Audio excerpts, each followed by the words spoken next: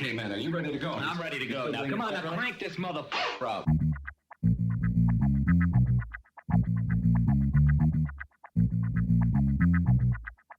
Break it down like this.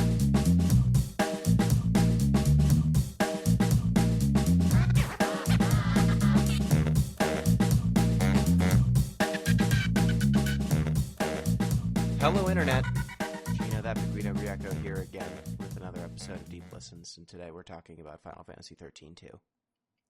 It's the sequel to the worst Final Fantasy game. We're going to discuss whether they made it any better than the worst game I've ever played. And joining me to discuss this game that we played and played most of, I'm joined as always by Chris ZombiePie Redacted. Hello. Eat the booty like Pac-Man. Excellent. I am also joined by Jeff Rud, our current Final Fantasy co-conspirator. Hi. Hi, Gino. Yep. If Final Fantasy XIII is the worst game you've played, you gotta play some more games. It gets worse. Oh, I'm sure that I've it seen gets things worse. you would not believe, Gino. I'm sure that it gets worse. I Tears take in the care of rain, myself. etc. I avoid the bad. So when's the Unlimited Saga podcast series? Never. Literally never. If you want to hear the exact opposite energy for a start of a show, listen to the Crazy Ex-Girlfriend podcast. There's a podcast about a thing I enjoy. But instead, we're here. What does playing this Happy thing Gino out. sound like? Hey! How's it going? I like cloying musicals. How dare you? Musicals are fine. I like musical theater a lot. All right. Well, this game, ZP, you chose this for the I next did, Final Fantasy. and I have we no played. regrets. But hey, I think we have a couple of skits. Do we? Yes, we do, I because love- you heard that crinkle sound. I know you pretended that you didn't hear it. I cannot emphasize enough that I don't know what's going to happen when I start these shows. I assume that I heard you eat these things, Gino. You have said in the Discord, onlyfans.com/discord/ Nope. deep listens. That's the way you get it. It's Patreon. You have said that you have Nope. eaten these. So I heard you say it like I think a month ago, and I bought these when I saw them. It's patreon.com/deeplistens, and then you get into the Discord. It's not an OnlyFans. Go ahead. What did you buy? I bought Triscuits. Oh, Whole good. wheat, grain wheat Triscuits. Oh, okay. Have you never had a Triscuit? No, I usually just get my cracker game with some Ritz or some Cheez-Its. This Or is just charming. regular- This is wholesome content. Or just regular ass like potato chips. I was Chris, expecting. I've never said this before, but I want you to eat what you're holding right Yeah. now. I want you to have that. I expected Okay, that so to be I dog got the food. flavor that I think Jeff actually said that he had. This is cracked pepper with olive oil. Oh, that's yes. a good one. Yeah. All right. This was just a couple of weeks ago that I heard Jeff say that he ate cracked pepper with olive oil Triscuits. This comes endorsed by both co-hosts. Do I eat them one at a time or do I eat multiple? I would start with one because they'll dry your mouth out and Yes. can be hard to chew. It is a substantial cracker. Yeah, but it's hard. I'm gonna eat another one. Jeff, while Spicy. he's eating these cookies, these crackers, and getting a sense of what they are, where do you rank Triscuits in your cracker hierarchies? Pretty high.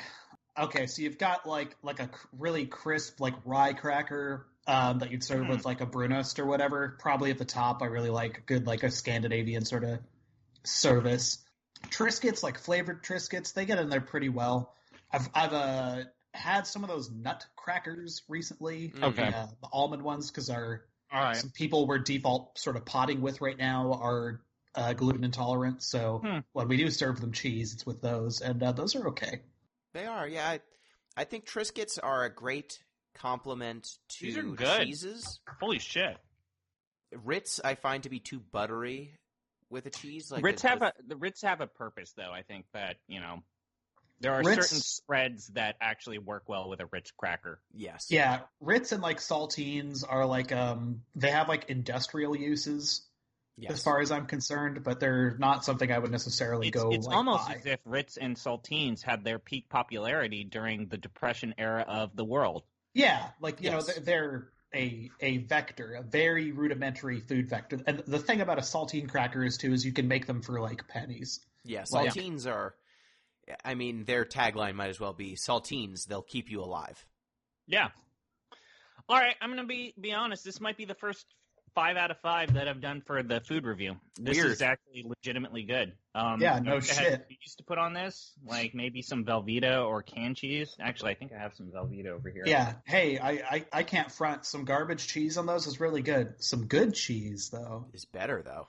Like we had an apricot and God damn it, the Di Serono. What would you call that? Di Serono, the amaretto. An amaretto, an apricot amaretto Wesleydale cheese. Damn. Recently that we had on some crackers, it was unfucking believable. That sounds. Oh, Um, fuck. So, is it normal that Triscuit has like weird recipes? Like, try these flavor Yes. combinations. Yeah, That's normal. Okay, so I they're think keen that on the that. one that's on my box looks absolutely disgusting. It is Havarti, green apple, and honey. Oh, that would be Hell very yeah. good. That Fuck would be me very up. good. yum. No, why would you want something sweet with a salty and peppery cracker? Fuck that. You've never Oh, had honey something on a that's cracker both we've got- disgusting. We got a lot of work to work on ZP. Ooh, sweet and savory. It's a thing. it's amazing. It's a thing. Don't worry. When this plague's over, I'll provide you some food. Have you You ever can had a provide me cheese some plate? food. We can learn from each other. Have you ever had a cheese plate? Yeah.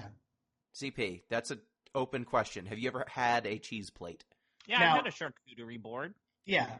Okay. So So- and to be clear, a cheese plate is not a plate made out of cheese, or B, a plate that you smeared like cheese was on and then dipped Vienna sausages into. It's like a thing that grown-ups eat. Yeah, like it's a thing where you get like the hard, soft cheese and then some grapes, and then some you have honey. pate on it.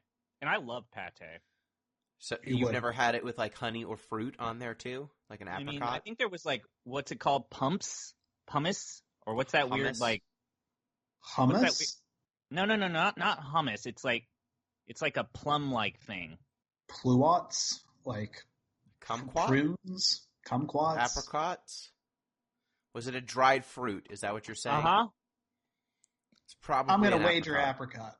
Yeah, Yeah. Goddamn apricots are good. they are. Well, this dried has been- apricots. I don't like regular apricots. Okay, well, this is exciting content. Did someone else want to ruin this podcast with more side stuff? I have Um, a bag of Cool Ranch Doritos right next No. to my biscuits. Stop eating. I'm drinking eggnog with just a tiny, tiny, tiny snort of Pendleton whiskey in it. Okay. Just a tiny snort. That's my story. Okay. I just. I do want to say, I feel like you yet again, Gino, on the main podcast, slandered my name on the on your podcast.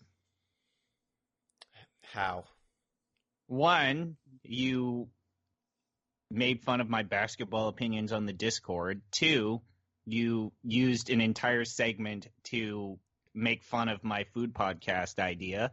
And then three, you went on a 10-minute rant about how me picking this game had like a net negative impact on your life quality. Yeah, so let me just let me get that out of the way up front here. In the last week, I've suffered a mild concussion, so I have about like a few hours a day where I am functional to do things.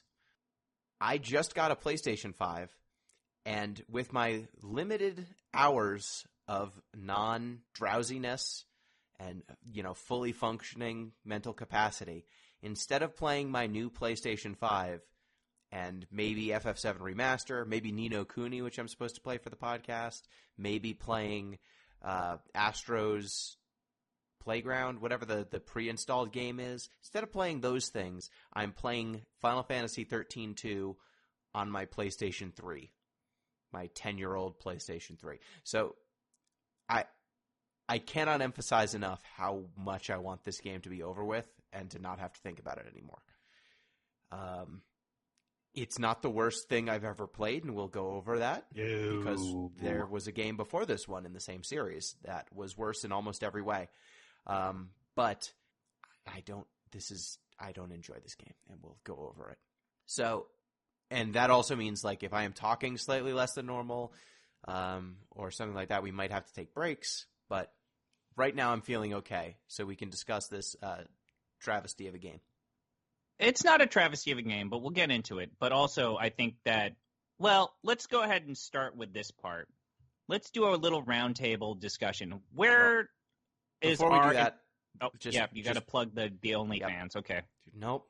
Before we do that, you can get in touch with the show at Deep Listens Pod on Twitter, deeplistens.libsyn.com. We've got our comment sections, and deeplistenspodcast@gmail.com. You can send in emails there. You can also support the show on patreon.com/deeplistens and talk to the hosts of the show and make suggestions about games for us to play. So go ahead and hit that up if you want. Now we can talk about how far we got in, because this game is it has some non-linear elements, and there are a bunch of time sucks that you can fall into. Yep. And so it's very easy to end up spending a lot of time with this game and making no forward story progress, or just plowing through the story very quickly. It's almost like an FF XIII-2 in that way. Sure. And so how far – we've each played about 10 to 15 hours. I've actually played more than that, but I'm going to restrict my discussion to the furthest that anyone else got. So how far? Real quick, I guess one thing that I want to do, let's take that, rewind that back, and listen to the song that make your booty go clap. Where do we all stand regarding Final Fantasy XIII? That might be the good baseline for each of us, so let's kind of roundtable this. Let's start with Gino. It's the worst game I've ever played. I hate it. I hate everything about it. I hate its story. I hate its world. I hate its gameplay. I hate how long it is. I hate how nothing makes sense. I hate all of its main conceits. I don't understand any of the characters or why they want anything. Things just sort of happen constantly without any sort of grounding in the world. And the game just repeatedly states things that you learn in the first 10 to 15 minutes of that game, and they just say it over and over and over again. And every time the characters say it as though new revelations are happening, when in fact most of the story of Final Fantasy XIII is explained in the first maybe 10 hours, and you're just waiting for all of the things to fall into place at the developer's timeline. So I have no love for this series, this world, this gameplay system, and XIII-2 stars a character who is barely in 13, and other characters who actually aren't in 13, which actually I think is a plus, because I hate all of the characters from 13. So except for Saz, who's not in this game. So yeah, that's my stance on 13. It's a bad game. The only reason XIII-2 exists is because 13 was so expensive that they had to make another game on the same engine, or else the company would have done very poorly. So that's my stance. It's a blemish on a series that has very few blemishes. Let's go to Jeff. I think Final Fantasy XIII is not a successful piece of media. I have not finished Final Fantasy XIII. Good for you. But I played it to the point where I'm like, right, this could have maybe worked. I'm not as down on the game as I think almost anyone else is, like, in this Discord, frankly. Like, it's not good. Motivations are a mess. The whole proper noun syndrome, like, it's a big just nightmare thing to finish. It's way too long. But I think up to a point there's a sort of, like, hideous bad roller coaster momentum to it. Like, they're trying to get beats across, and, like, virtually none of it landed for me, but it just sort of kept going. Like, it had a horrible movement, a momentum to it that was propelling me through.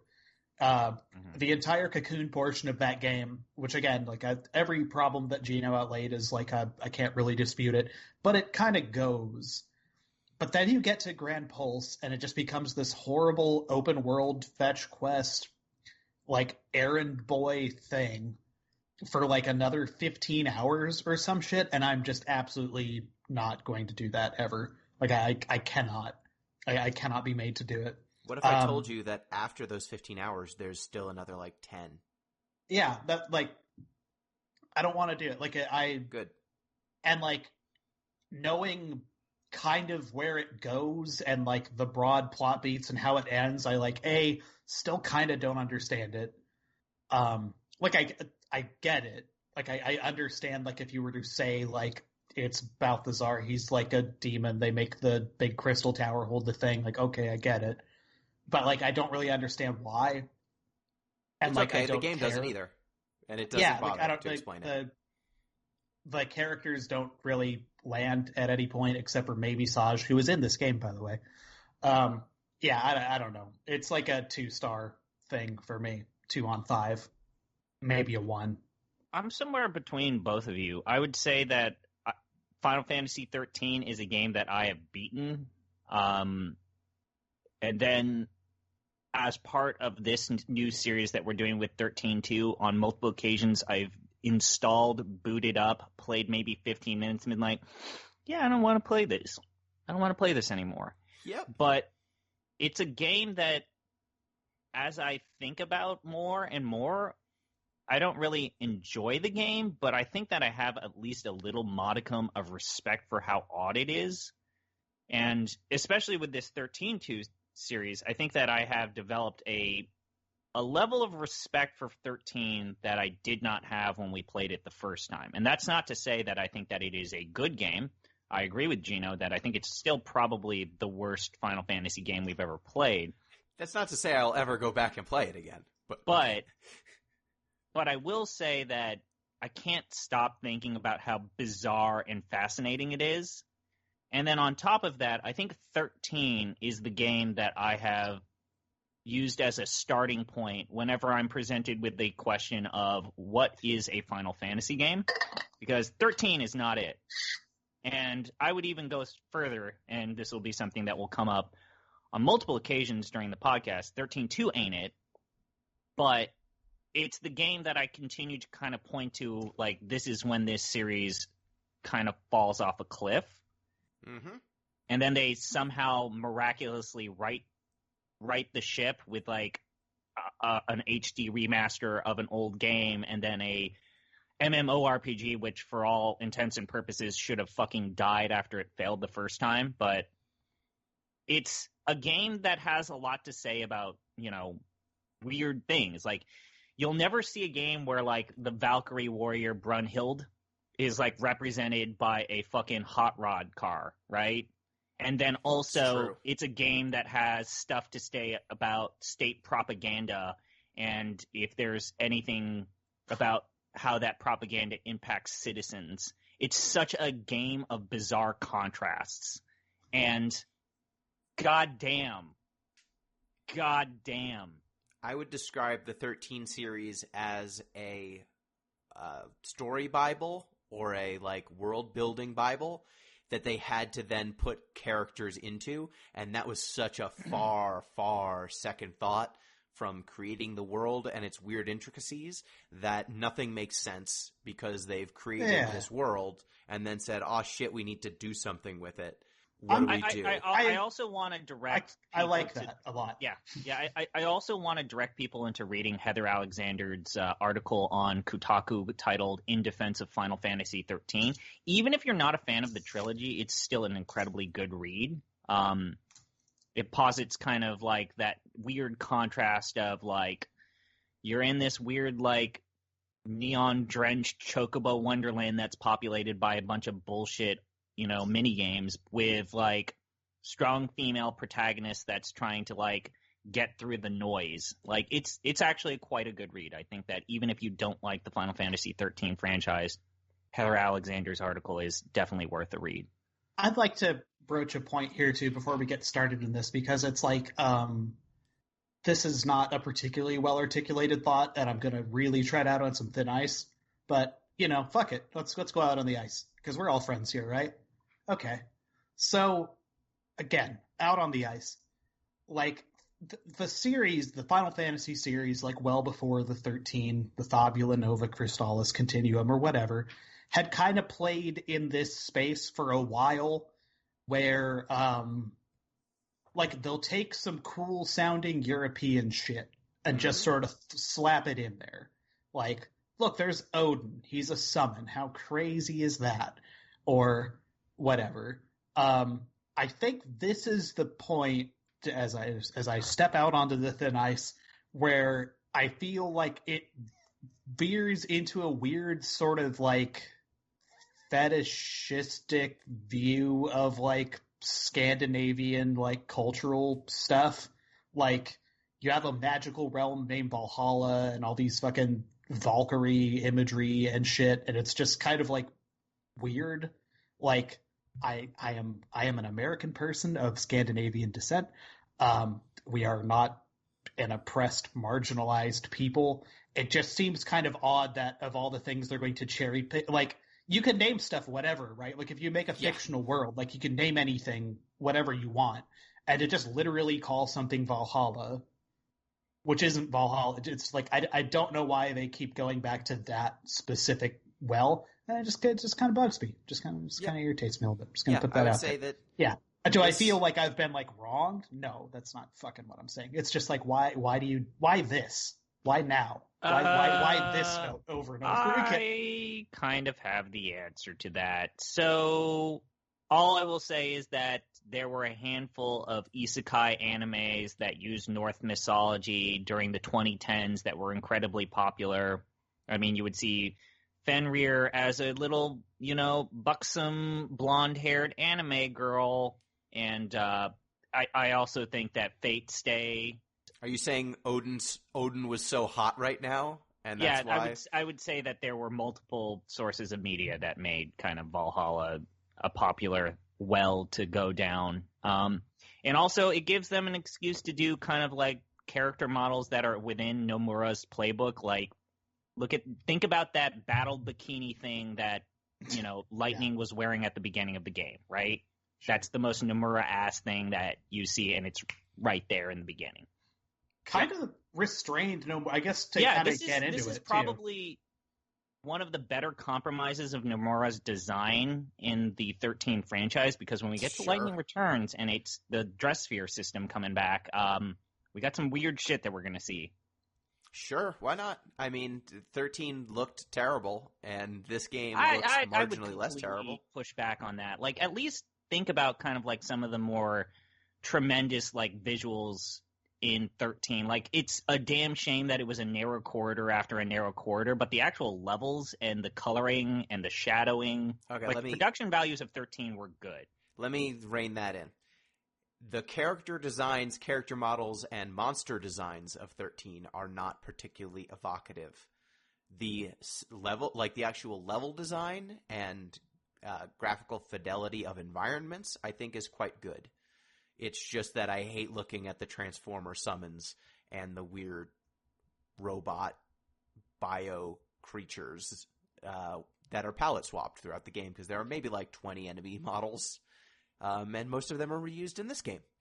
So let's 13-2 get video into 13-2. So at the beginning of 13-2, it starts with the supposition. Well, it starts actually in Valhalla, which is a location that was not at all explained or brought up in 13. It has no bearing on 13. Imagine if you played 13 and then it smash cut to the beginning of 13-2 with no explanation.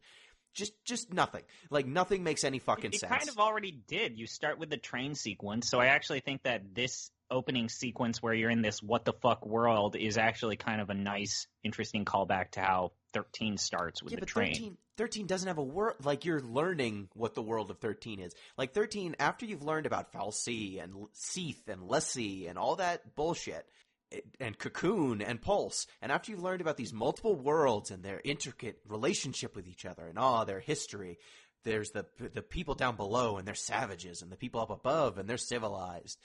Man, we need to keep the people from down below out of the people up above. And then we start, after all of that, you go through all that 40 fucking hour game or 80 hour game to explain this universe. We smash cut the beginning of 13-2, throw all that shit in the garbage.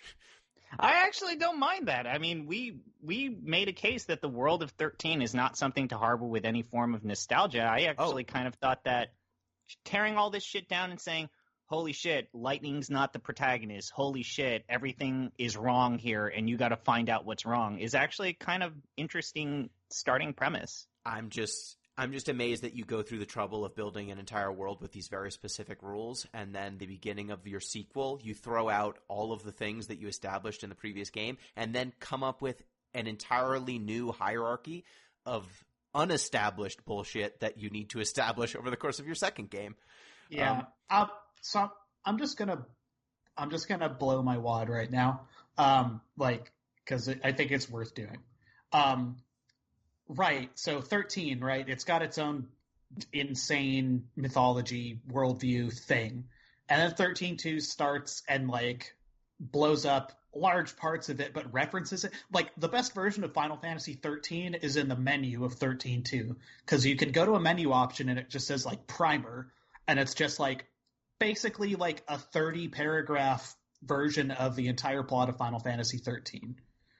Like it lays it out in a way. It's like, oh, okay, that makes sense. This didn't take 50 hours. All right, okay.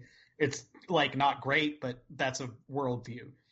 And then this game has all these callbacks to 13, basically, of like referencing things and characters that happened and events as if they're sort of like legendary. Here's my thesis. Here we go.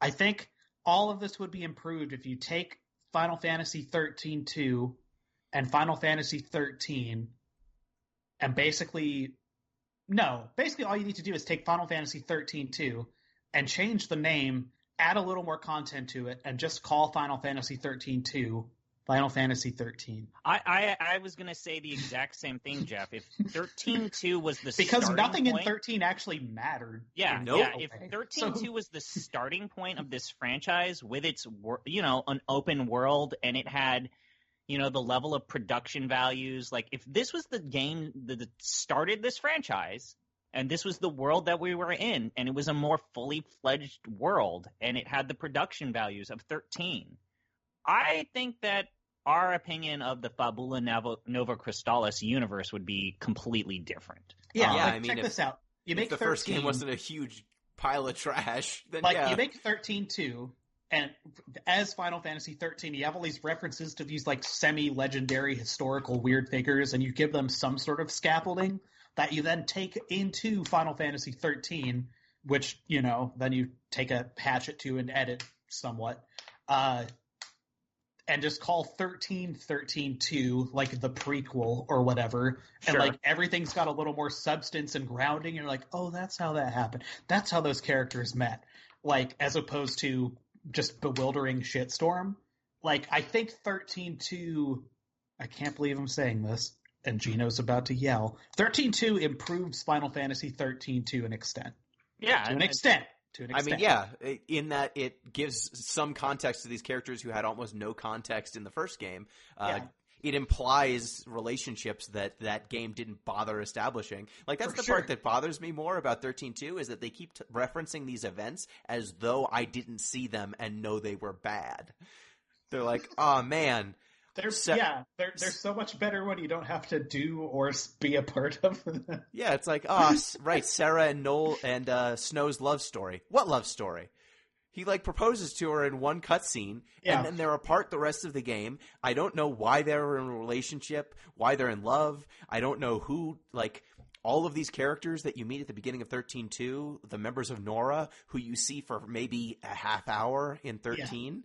Yeah. We're, jumping ahead, but Hope in this game, imagine you see Hope in this game, and then you go back to 13, and you're like, he was just this little dick. He was terrible. Whiny, I terrible like little Hope in dick. this game. That's Yes, hilarious. I think that's the interesting thing about this game is that it's almost as if Square Enix read the reviews, read the input that they got from 13. It's like, shit, we actually need to have NPCs. Shit, we should actually do side quests. Oh, wait. We should actually have these characters speak in more than one scene. And it's kind of a very weird reactionary experiment, at least in my opinion, when you look at what they did in 13, and this was their attempt to kind of clap back.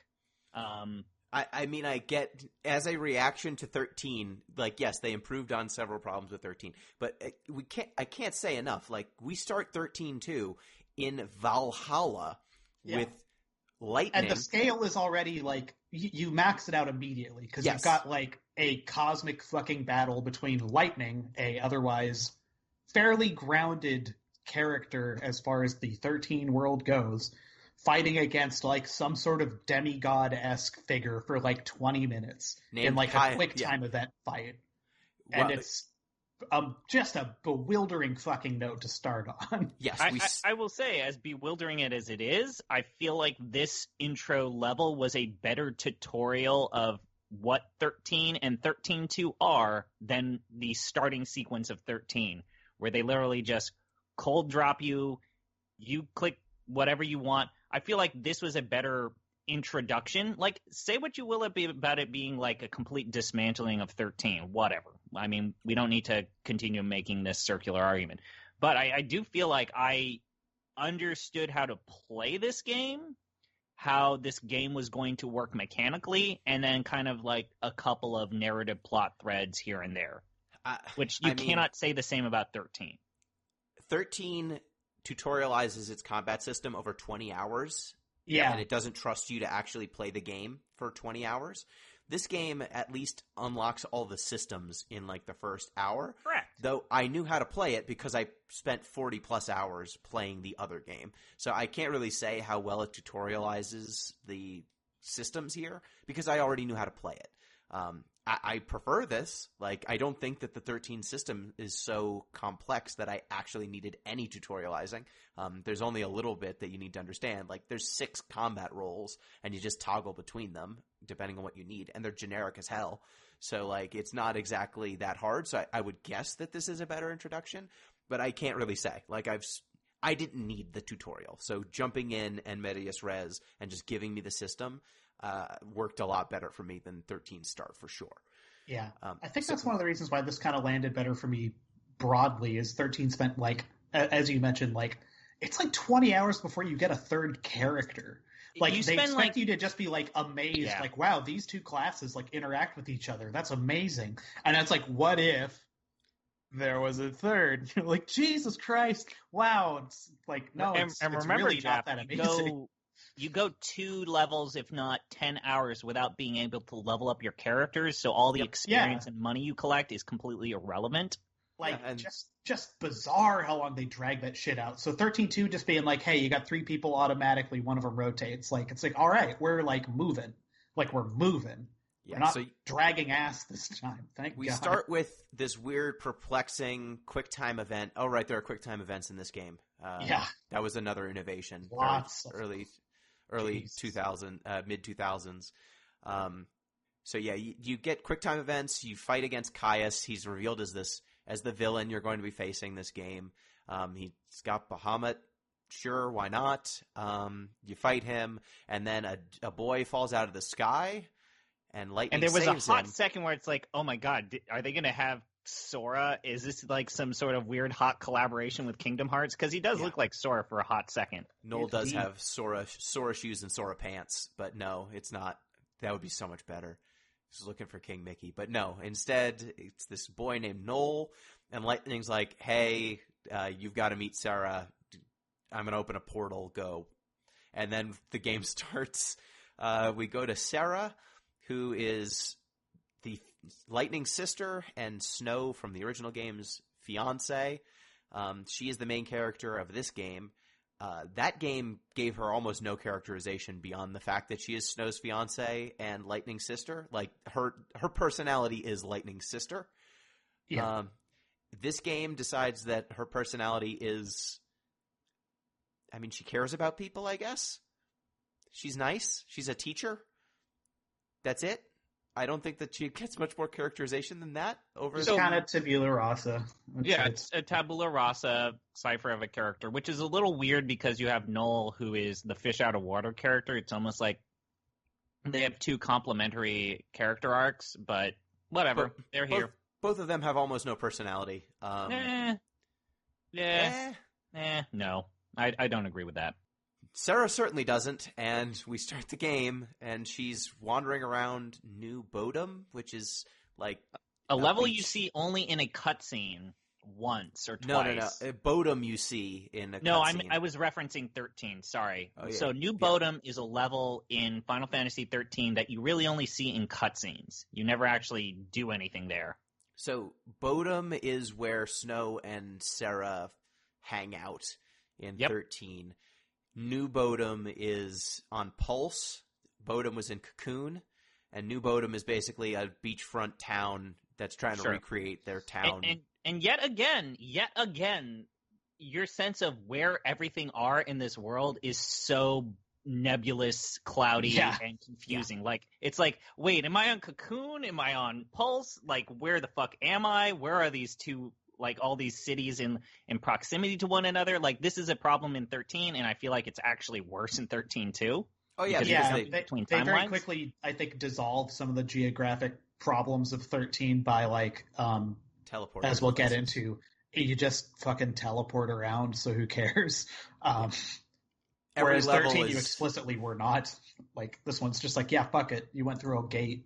Like, and I think that fuck it is kind of the one thing that I continually like about this game. It's almost as if Gino and Jeff, that Square realized that they were technologically hampered and tied to an engine and had to continue to work with this engine within a console cycle because they put so much money into this engine and these assets for a game that did sell well, but didn't sell well enough to where they had to continue churning shit out using this. And their level of saying, fuck it, just more. Here you go. Just go around and kill shit.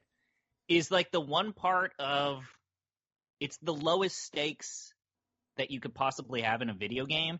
And I almost prefer that to say the machinations of pretension that you see in Final Fantasy XIII. Like I would rather Nomura and Kitase not try to have a story about like state propaganda and trying to unveil a conspiracy, and it's just goofy shit.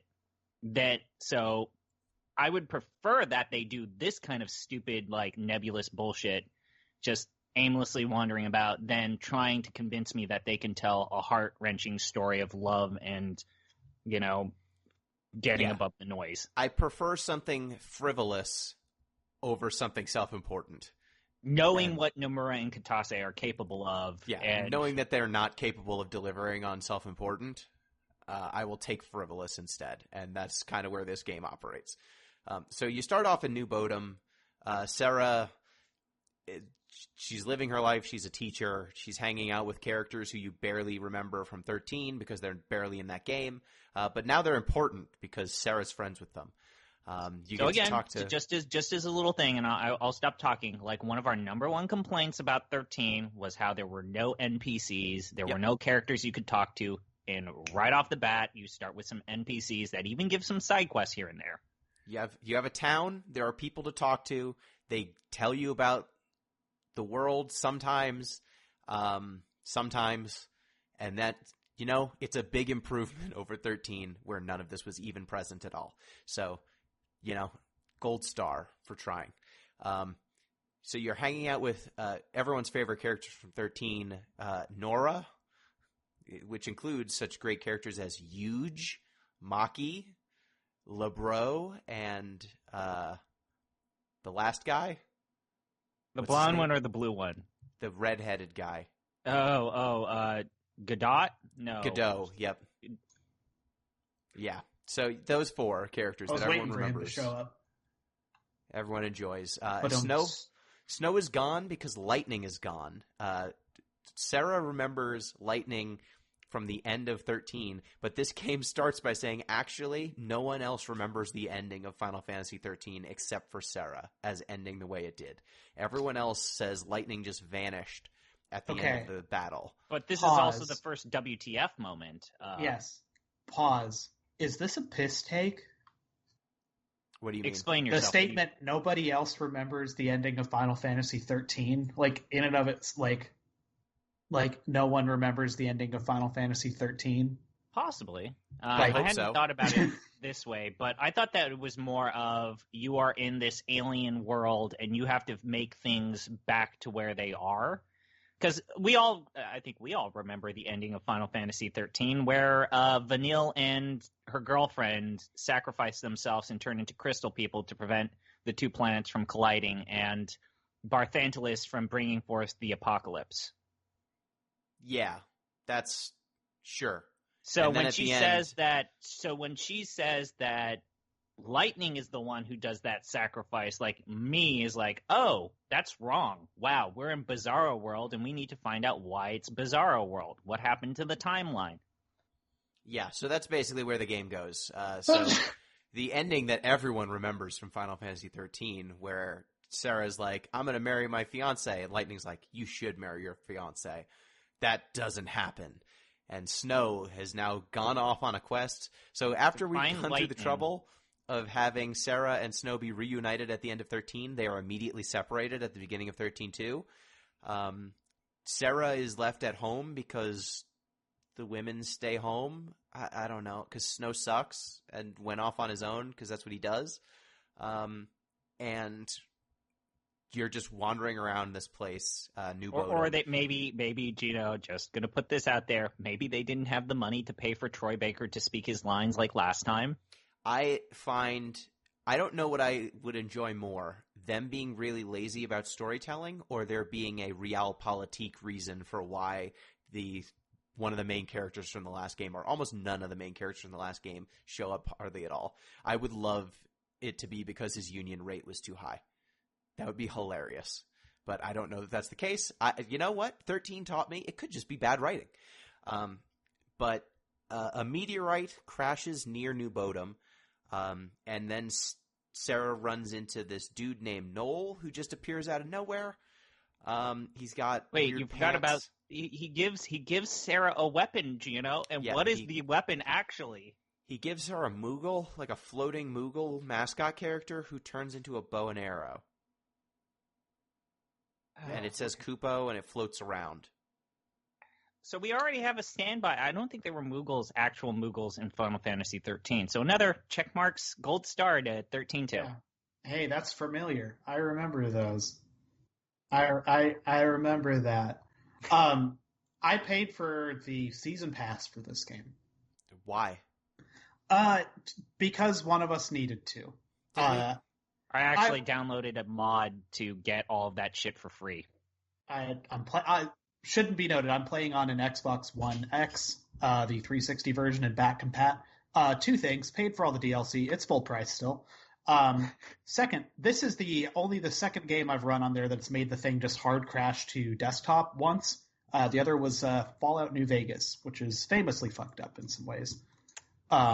So that's kind of weird. But anyway, so wait, are you talking about the Xbox version or the PC version? The Xbox 360. So you say your technical issues because I have something to talk about too.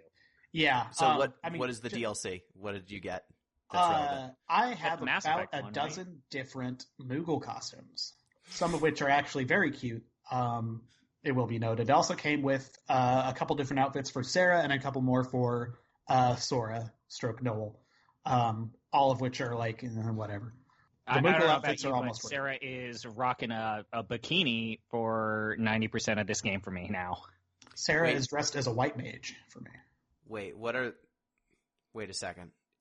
Are you saying a bikini as like a derisive way of saying that? No, she's wearing a swimsuit. Okay, because her original outfit is also ridiculous in this game. Yeah. She's converted from her like camisole and skirt to a mini skirt that is maybe like an inch below her, like what, 3-4 inches below her waist is how high it goes. Sure. It's her time travel outfit. Yeah.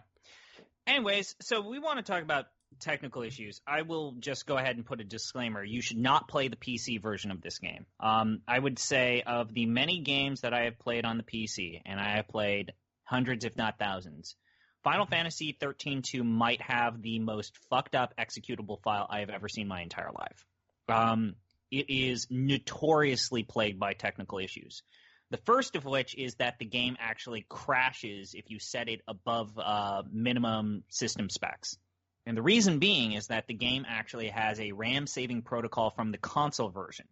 So this is something that normally console games have because, let's say this is a 360 game where the 360 had 8 gigabytes of RAM, 2 or 3 gigabytes that needed to be used for the system OS, and then yada, yada, yada, the other app. So basically consoles from the 360 PS3 era only had about 3 to 4 gigabytes of RAM to work with. Not a lot. And so games usually had 256 meg. Yeah. So amazing.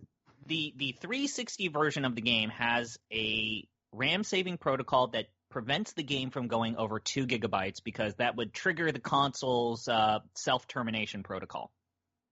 For whatever reason, they have forgotten to remove that RAM saving protocol with the Steam release of the game. So, even though the game allows you to set it to Ultra, should the game go over 2 gigabytes of RAM, it will actually terminate itself. Cool. So you actually need to download a mod, which is the one I downloaded was Lard Address Aware, to prevent the game from basically allowing the game to use more than 2 gigabytes of RAM. From crashing on purpose. There's another problem with this game, which is it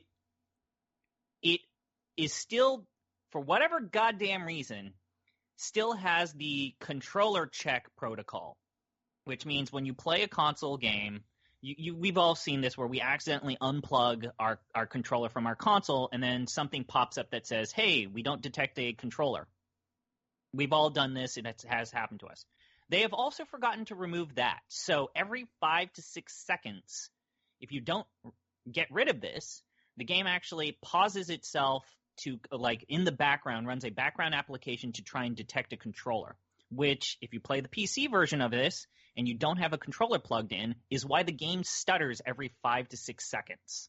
So even if you're like me and you like your team WASD for life, you have to plug in a controller. Otherwise, the game will stutter every 5 seconds. Awesome. That is amazing. On top of that, this game also is not optimized for surround sound. So, is not optimized for surround sound. It is optimized for dual sound.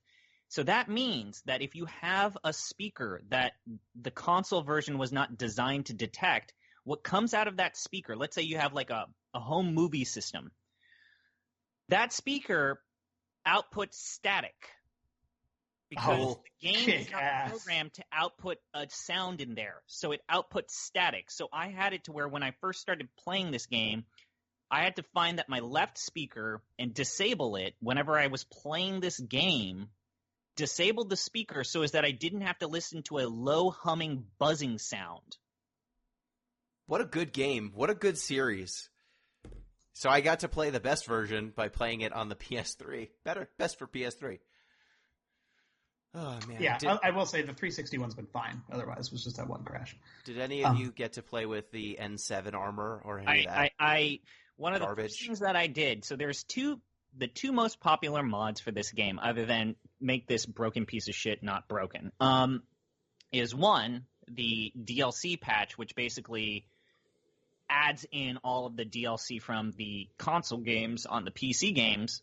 And so I did run around with N7 armor, and it was fine. It's a cosmetic change, like everything in that game in terms of your equipment. You didn't get did you have Ezio? Was Noel Ezio? Yes. And then there's another thing that I downloaded, the second most popular mod. For whatever reason, on the PC release, they decided to make all of the raindrops a solid color. They're not translucent. They're just white, like a solid white, non-translucent color. Which makes watching all of the cutscenes when it's raining really fucked up. I will say, even when they're translucent, the water on camera effect that they use every time it's raining in this game is unbearable. Imagine, so I'm just going to go ahead and say Imagine if it blocked most of the screen. No, Gino. Imagine if you would, those raindrops look like semen. Cool. That's why I had to download the Leviathan's Tier mod, because I was sick and tired of watching my game look as if it had semen on it. What a good game. Okay, so you, a meteor crashes, Noel shows up, he's like, I'm from the future. In my future, the world is shit. I'm the last human child. I need you to come with me on a time-traveling adventure to fix the problems with the world. So you go up to the meteor that crashed. Oh, also they say, there are random battles in this game, and their explanation is time periods are overlapped on each other or whatever, so enemies show up sometimes. So I'll just say this. This will be quick. I actually prefer this random encounter system to Final Fantasy XIII's, where they would just put enemies in front of you, and because it's a narrow corridor, it's impossible to run around them. Like, the system here is you can attack anything that pops up from the ground, but you have this window of opportunity just saying, peace! So that was better. Yes, it is better than 13, but again, better than the worst game I've ever played. Not saying a lot. So there are random battles in this game. There are treasure chests that are also from an alternate timeline. And we're introduced very early on to the concept of paradoxes. Does anyone want to try and explain what a paradox is in this game's parlance? And what the rules of it that govern it are? Yeah, I think I can do that.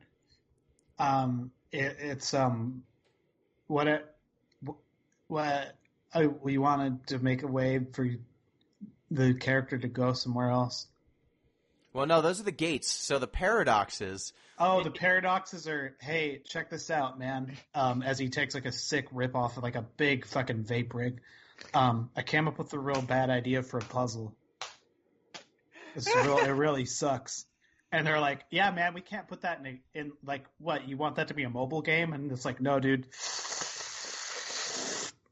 What if we just put it in like a Final Fantasy or something? And they're like, dude, this doesn't fit at all. And it's like, no, dude, it's going to be all right. Check this out. Time travel, man. Yeah. So and they're like, all right, paradoxes ship it. are They're puzzles. they're Well, not. Okay, so Some of this them are game puzzles. has some inspirations from Final Fantasy X, which everything made by Nomura and Katase usually have some form of inspiration from Final Fantasy X. These are the cloister puzzles. Like, let's not fuck about it. These are the Oh cloister no, puzzles. I wasn't even talking about those. I was talking about how. So first of all, there are paradoxes are supposed to be things that are in the world that should not be there. So things from another So the world. boss battle, sure, okay. So, well, they just explain it as like a paradox is when something that shouldn't be in this timeline is in this timeline. So the way to solve the paradox is to murder whatever doesn't belong.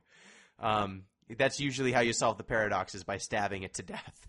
But sometimes you have to solve the paradox by stepping into a bad puzzle that you wander around and do like almost cloister puzzles. Sometimes you solve the paradox by finding an item that doesn't belong. And then when you solve the paradox, it gives you an artifact, which is some glowing crystal bullshit that's really poorly explained, that you then need to show this crystal to a gate, which is a big, it's like an eggplant-looking thing. I don't know. It's like, it looks like one of the, what are the gates from Mass Effect? Oh, Mass relays. yeah. It looks like a mass relay standing up. It looks like if someone made a mass relay interpretation on Etsy. Yes. So you need to show a crystal that you find to one of these mass relays. I'm sorry. That's mean. And then you get to jump to another time and place. So this game is really fast and loose with everything. So paradoxes can sometimes be like a boss that shouldn't be there. Sometimes the paradox is there's something blocking out the sun. Sometimes the paradox is really poorly defined, and I don't know what the paradox is. But you need to solve it because that's what you need to do to move the game forward. So Again, I will say that knowing Nomura and Katase, when they attempt to make their game grounded in a reality, they don't know how to do that because they lack discipline and they just want to put in what they think looks cool into their video game. So the fact that they don't care in this game actually is a benefit. Oh, yeah. I mean, this game, if you try to understand what's going on and why, it defies your petty attempts at holding it to standards. So just let it happen to you. The first one that you deal with, the first paradox, is in New Bodom. There's a monster that just reaches out of a tear in space-time and attacks you like 3 times. And then when you beat it, you can leave New Bodom.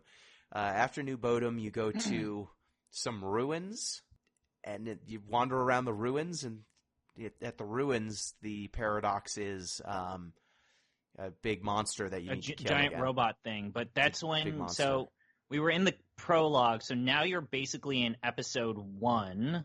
Yes. Yeah. And then you go to episode 2, which is the Brescia Ruins, if I'm correct? Yes. That's the Brescia Ruins. So this is, you fight Atlas. It's this big monster thing.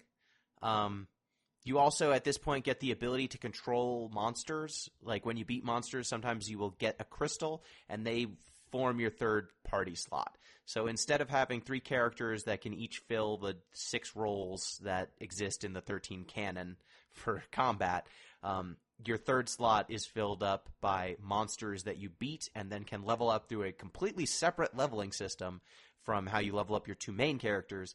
But that functionally means that you've got this third slot that can only ever be one of three, up to 3 jobs. Sure. Because you can only have 3 monsters equipped at a time. Sure.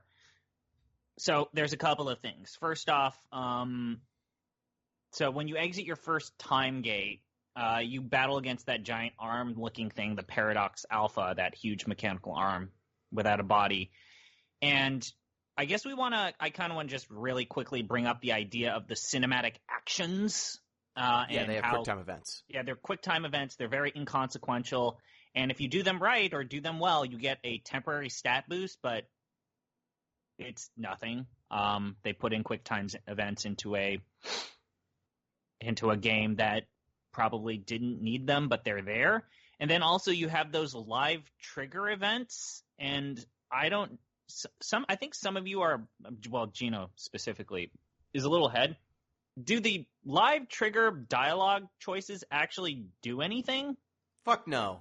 Yeah, they seem like I've not explored this, but it seems like after those will run, there'll be like some sort of little item drop.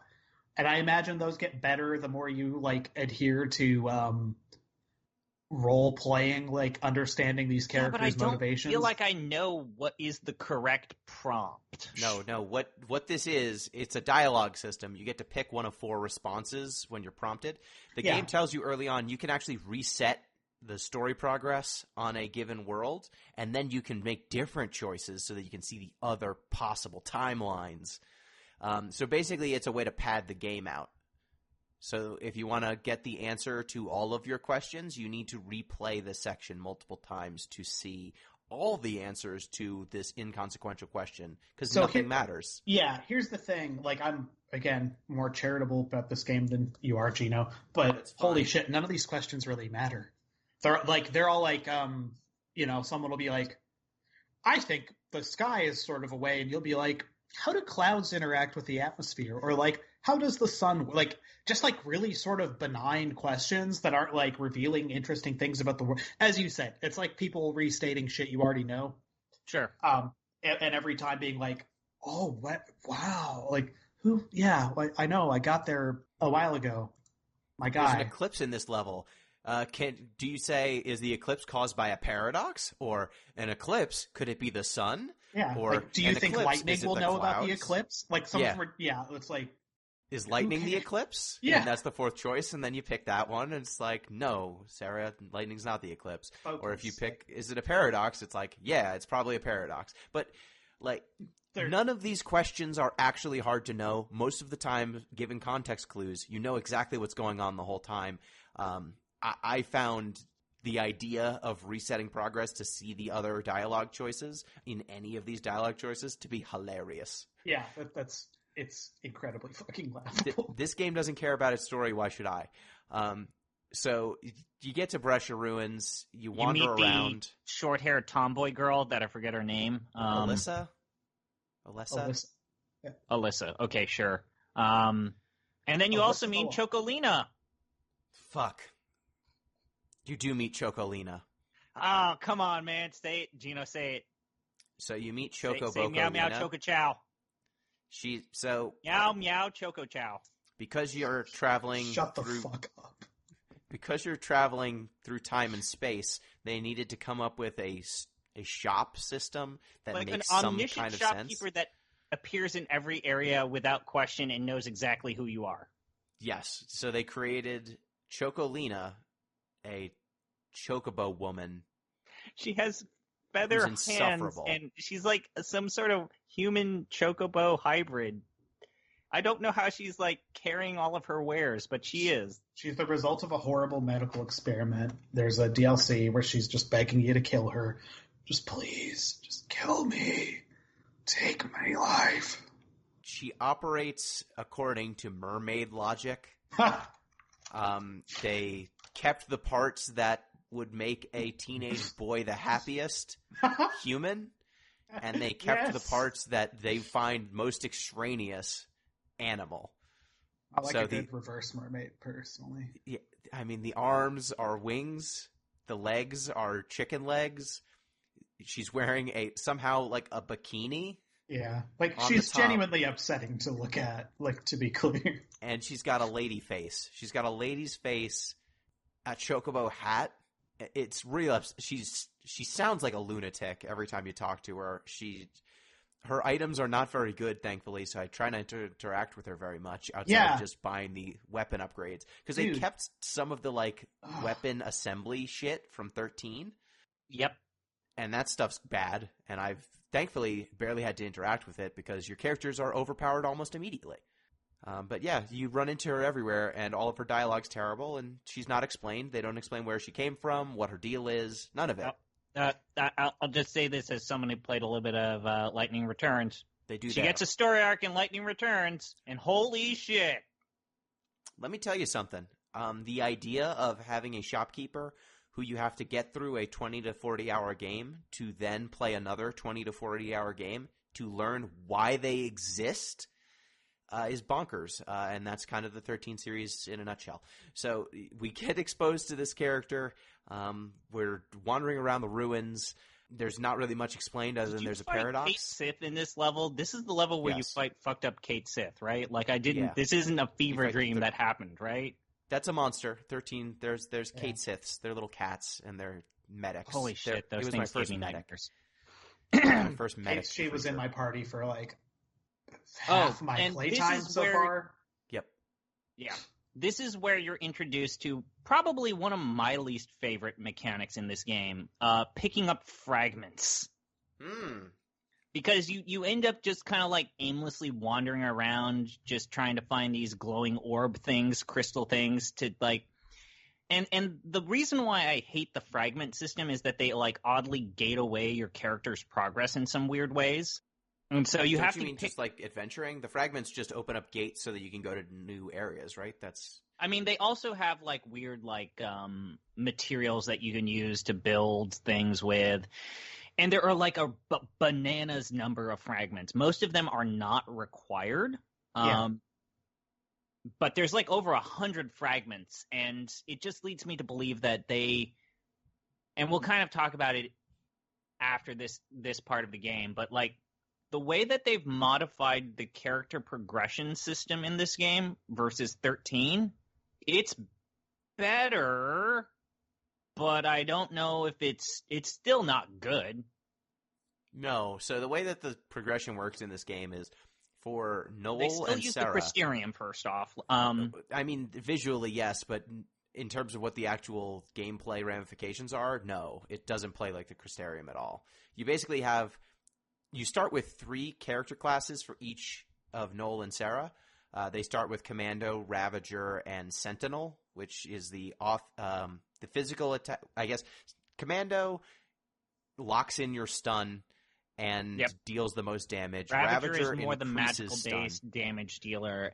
Elemental damage. I'm just going to go ahead and say it. Sentinel, kind of like Final Fantasy XIII, sucks shit. Yep, it's the defensive one. It draws aggro and doesn't And it take somehow much damage. never manages to draw the aggro effectively, or it just never does what it is intended to do.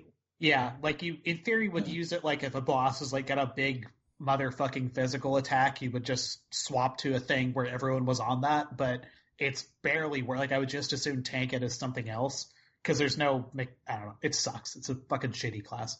Yeah, pisses me off thinking about it. The reason the Sentinel exists in this game is because the leveling system is slightly different.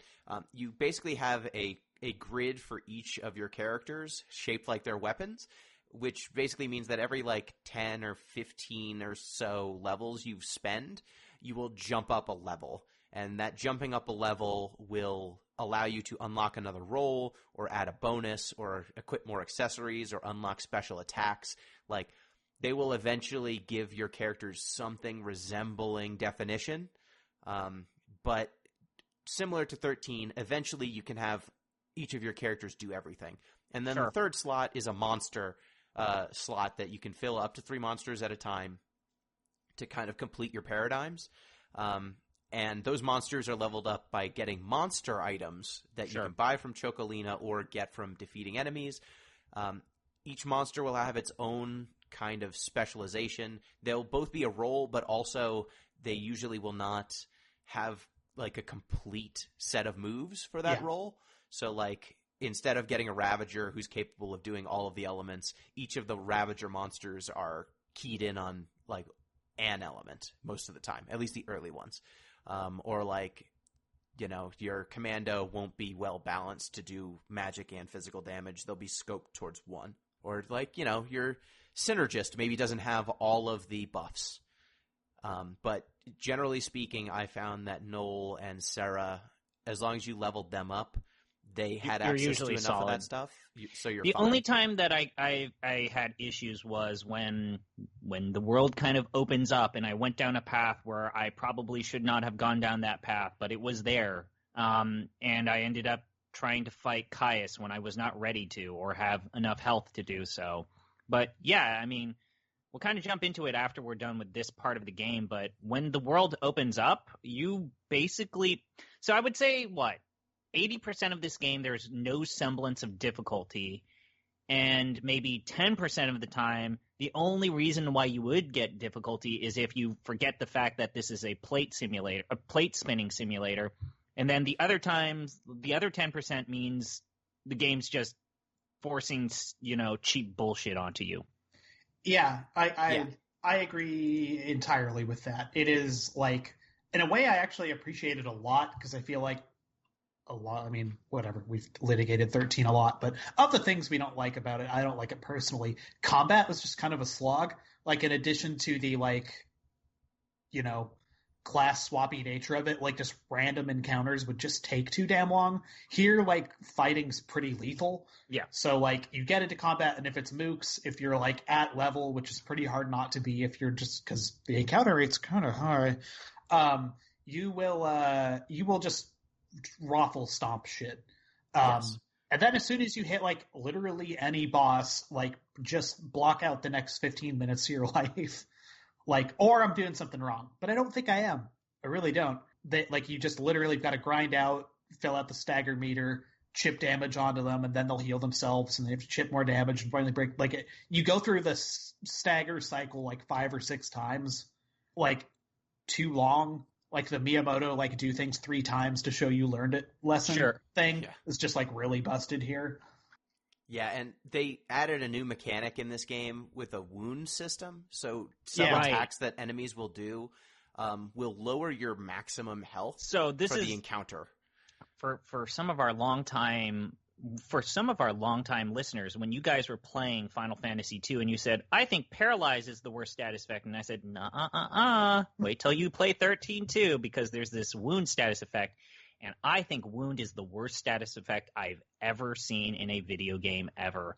Like, the idea that the boss can just do something that permanently lowers your status, lowers your health, feels cheap. And then also, just make it a timed battle. Like, from a fundamental game design perspective, this is the reason why I hate Wound. It's like, it's a way for them to not make it a timed battle, even though in actuality it is a timed battle, because at some point you're going to have 0 health. Yeah. Yep.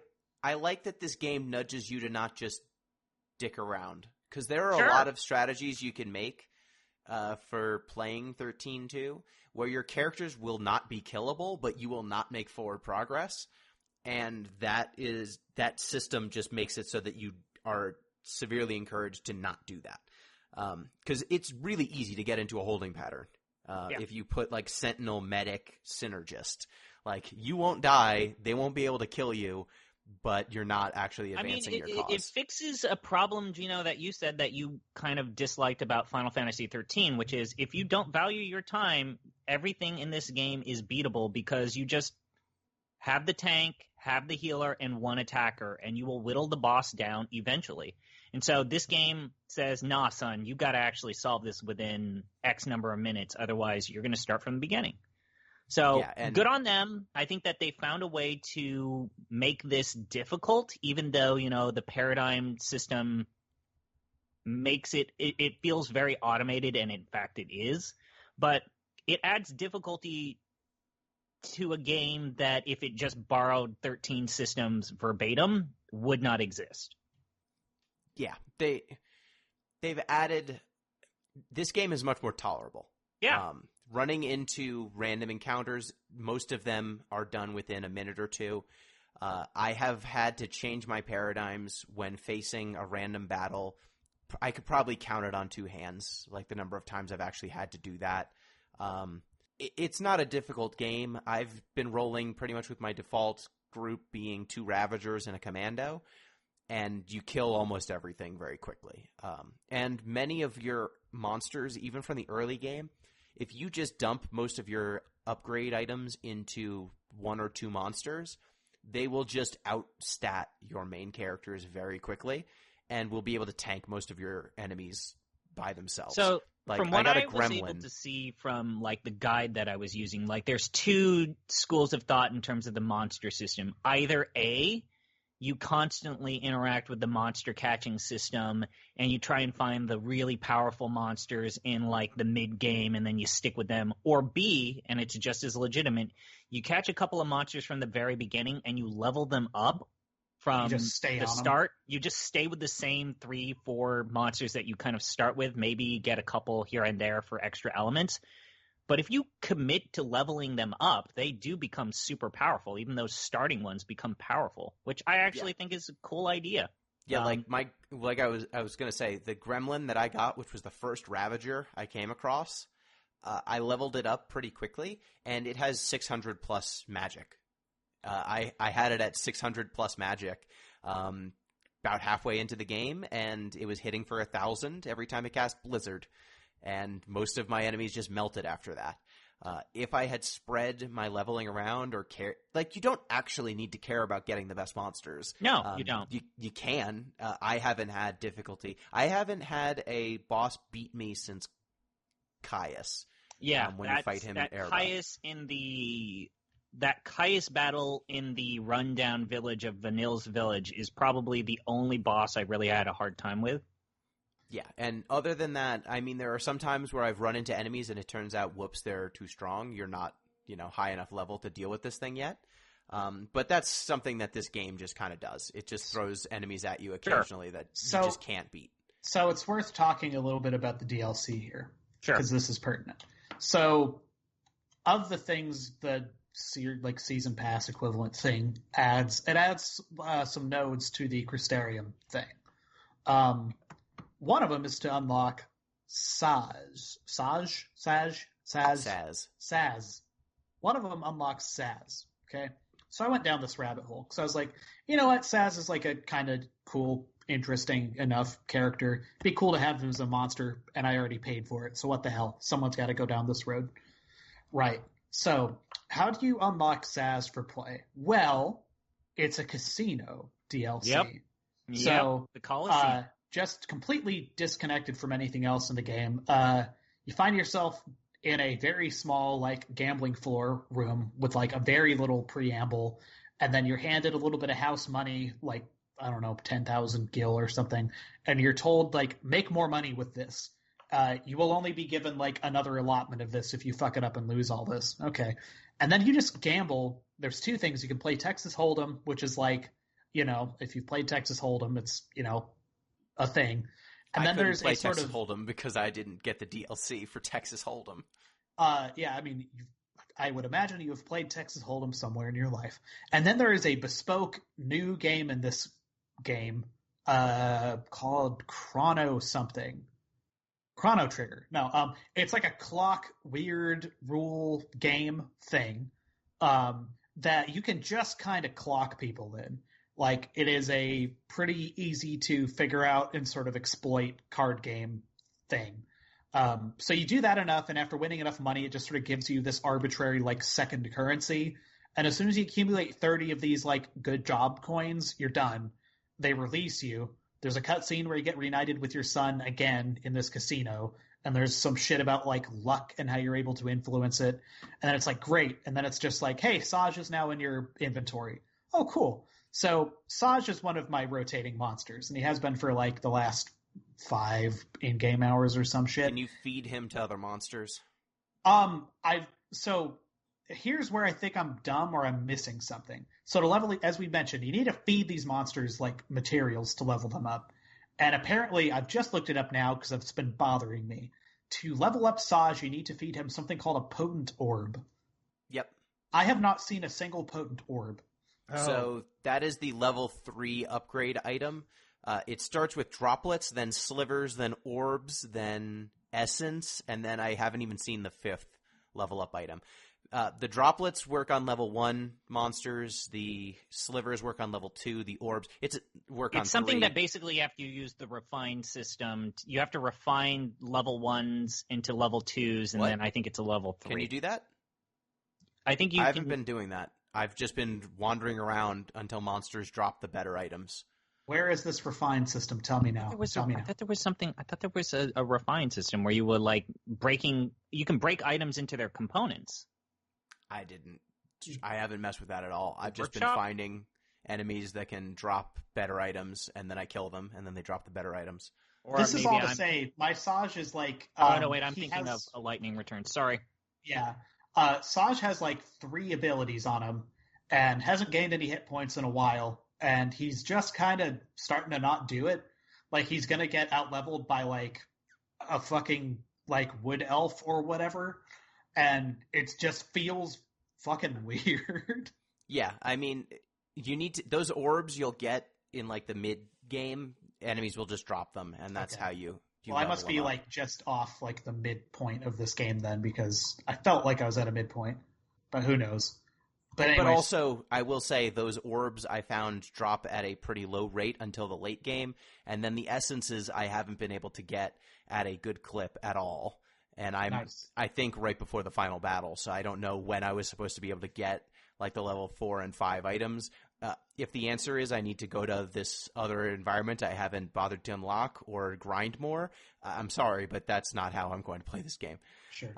So anyway, if you're going to do this, if you're going to do this Saz thing, unlock him like first thing you do, because he's like real good to just raffle stomp through like early content, and then by mid game you will outrun him until you get some of these orbs. So yeah, anyway, but he's in the game. With a lot of characters. That is his sole contribution to the plot is like 2 cutscenes, and you get to gamble with him. So you get to New Bodom. Yeah, you get to New Bodom. There's a boss battle against that Atlas thing. There's let's talk about anomaly puzzles. No, wait, we already did talk about the anomaly They're bad. Puzzles. They're puzzles. They're unique every time. Basically that. You fight the Atlas monster. That sucks. It's cool. Look, there's a lot to be said about the Final Fantasy XIII combat system, and it's mostly negative. But the reforms that XIII-2 make to that combat system make it better. Make it more palatable. It's the same combat system. They just made it so that leveling isn't as egregious. Yes, it actually means something. Like, they don't lock your progress behind a wall. They don't lock it behind that. You know, you have to get through point A in order to get the actual levels to the Crystarium. And you actually put in nodes on the Crystarium that mean something or feel pertinent. So Episode 3 is titled The Prophecy of Hope. And this leads us to meeting Hope. And he's not 13. miserable. He's not the miserable piss baby that he once was. He's a man. He's an adult, and he's studying time travel because everyone in this game just accepts that time travel's happening. You don't even need to tell them. They're always like, oh, okay, yeah, paradoxes, time travel, sure. Yeah, suits me. Of course. And then it turns out Hope and Alicia, whatever her name is, I guess, are they dating? They're colleagues? Who cares? Hope is studying time travel because he wants to go back in time and save his mom and Lightning. And that's the extent of the motivation we get for Hope.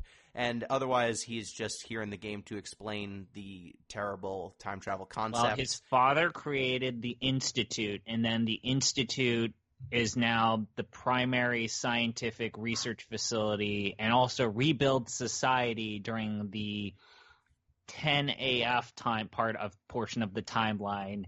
And Hope is now the successor to his father and is in charge of the Institute. Sure. You fight another boss thing. I thought that the bosses, like we've said before, the bosses in this game there are maybe, you can count the ones on one hand that actually give you a run for your money. This is when I made a maybe slight mistake where I did almost everything here and then immediately went to Oerba, which led me to that really tough Caius battle, and it's like, man, my characters are not cutting it, so I might have to pop out and do some side business. You're supposed to do the stuff with Hope and then go to Snow, and Snow's in a forest full of flan. And this actually leads to something that I kind of like about this game, which there are certain parts of the world where it's very clearly communicated to you, you're not ready to fight this yet, so come back whenever you want. And so there's this giant flan monster that you can't beat. You very obviously cannot beat in your current form. Royal ripeness. And, I like the element of a rotating third-party member, so when you do go to these distinct timelines and someone joins you, it feels special. And it also gives you an idea in terms of alternate jobs, like, oh, hey, Snow's still a sentinel. I guess we're going to have to, draw aggro in this level. Nope. That's not. That happens that time. And Snow is in your party. I did not change how I played the game one iota. I was just happy that I had a fourth character who was wandering around for some reason. But it just meant that I dealt slightly more damage.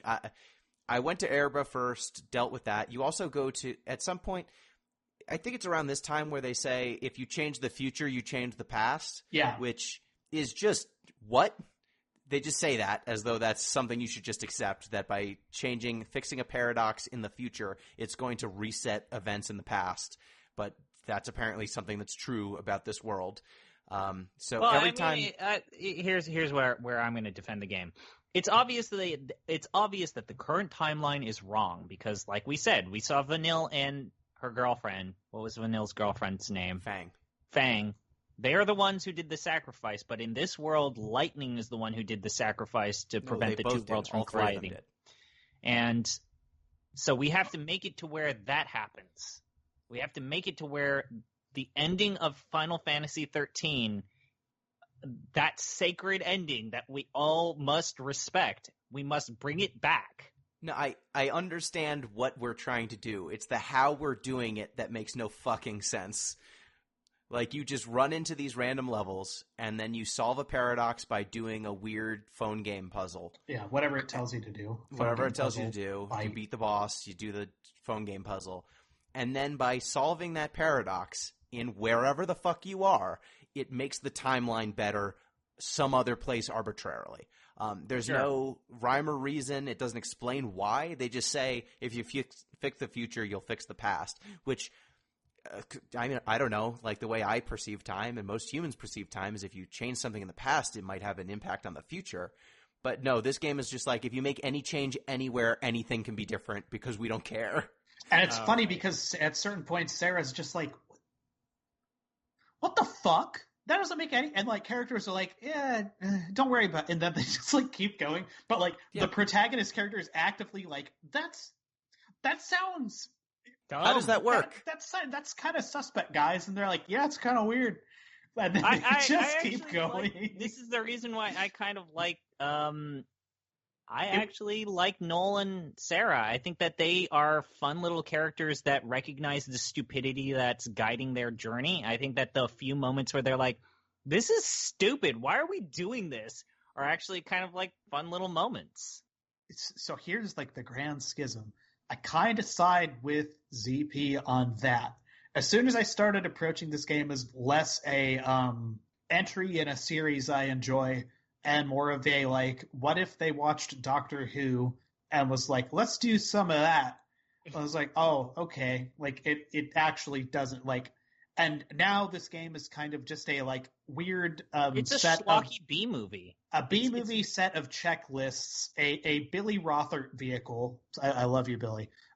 Where I am now just kind of grinding some stuff, and I can hear Gino's toes just curling as I say that. But I'm kind of enjoying my time as this kind of brainless thing. Yeah, At this point- it's like McDonald's burgers. Like they're empty calories, but it makes you feel all warm and tingly inside. Like I I went back to that town where there's just like red orbs that are talking to you in like some of the cheapest storytelling possible, where it's literally mean the just rubies text of- on screen. The rubies of suffering. And like I was like, man, this is tedious fucking walking You're across time this map. cops. And I just keep going. And my wife's like, you don't like this game, huh? And I was like, It's more complicated than that.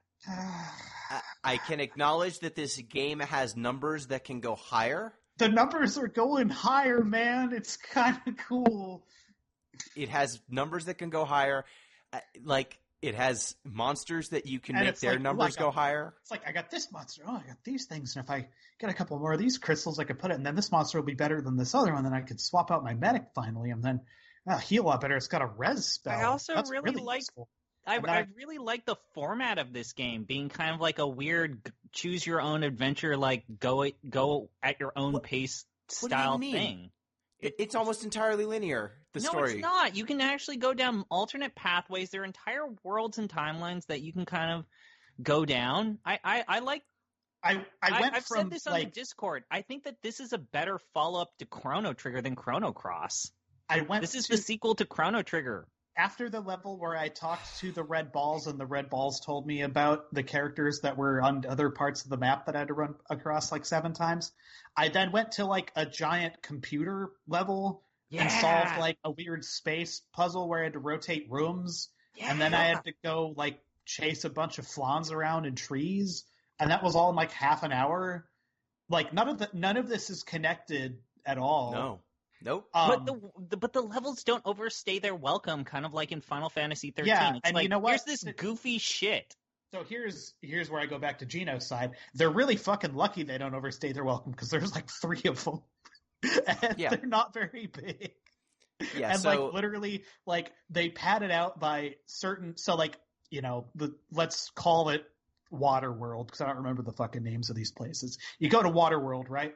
And like parts of it will be gated, but then you'll go to Waterworld and it's like 10 years have passed since you were last in Waterworld. They found a building or something. I don't know. Just go. And you'll go there. And it's like, yeah, I don't know. Building's open now. And like this whole other corner of the map that had like literally the same little red gates will just be gone. And someone will be standing there and just be like, yeah, I don't know, man. It's just opened up like 5 years ago. Guess you can go in. And, oh yeah, and Gino, you pointed this out. One of the other fun things in this game is this Moogle. You can just fucking throw it. yeah, that's probably my favorite part of the game. Yeah, you're right. Is grabbing the Moogle and just throwing him off cliffs. Because like He hates it. they'll be like, you know, the little 13 item chest ball things. But some of them are just out of range, but you can throw your little Moogle and the Moogle can get at them. But sometimes you'll miss like spectacularly and he'll just like fucking bounce around and fall like He 1,000 yards. He hates it. I mean, because the warehouse office level that you were talking about is basically just rooms floating over empty space. Yeah, because dude. why bother developing anything? Why design a level? I found that if you throw him at any of the treasure chests that are floating just out of reach there, he will fall for maybe about a minute until he hits the ground It is and spectacular. comes back. Yeah, so there are about maybe 6 or 7 environments in this game, and then those handful of environments are just reused over and over and over again, with the only differences being maybe a slightly different paradox conceit for the location, and some of the barricades will be down. Like, that's the only significant difference between these different versions of the world. Like, you go to the same ruins. I've done it at least 3 times now. One on one timeline, one on another timeline, one on a third time period. The one where Hope is there. Yeah, you go to that one a couple of times. Yeah, I will one say time- that one with Sucks. Hope, I actually like the shadow puzzle mechanic there. Shadow we have to- puzzle. Oh, you mean where you stealth around or yeah, whatever? you stealth around. I thought We're in that the was lights. actually a better puzzle than the actual puzzles you do with the crystal shit. is the shadow puzzle where you have to be in the light because you Yeah. get attacked if you're not in the light? That's it. Sure. I mean, look. I like the open world format. It means it basically allows you to.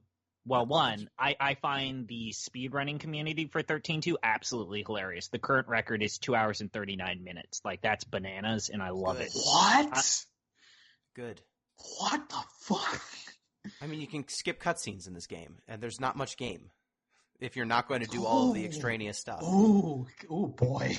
That's amazing. Because I looked up the 13 run, and it's like the any percent is like 30 hours still. Like, there's nothing you can do. Ooh, man, 2 you can't hours? skip cutscenes in 13. Yeah, it's on the PC version, 2 hours and 39 minutes and 10 seconds. I might go watch that. That sounds amazing. I love it. I mean, it's great. But also, when you go to the extreme portions of the timeline continuum, like, you do see a little bit more of the nuances. Like, oh, this world's totally on fire. Shit, I guess we're in Noel's world now. Shit, this looks awful. How did you survive this desolate wasteland?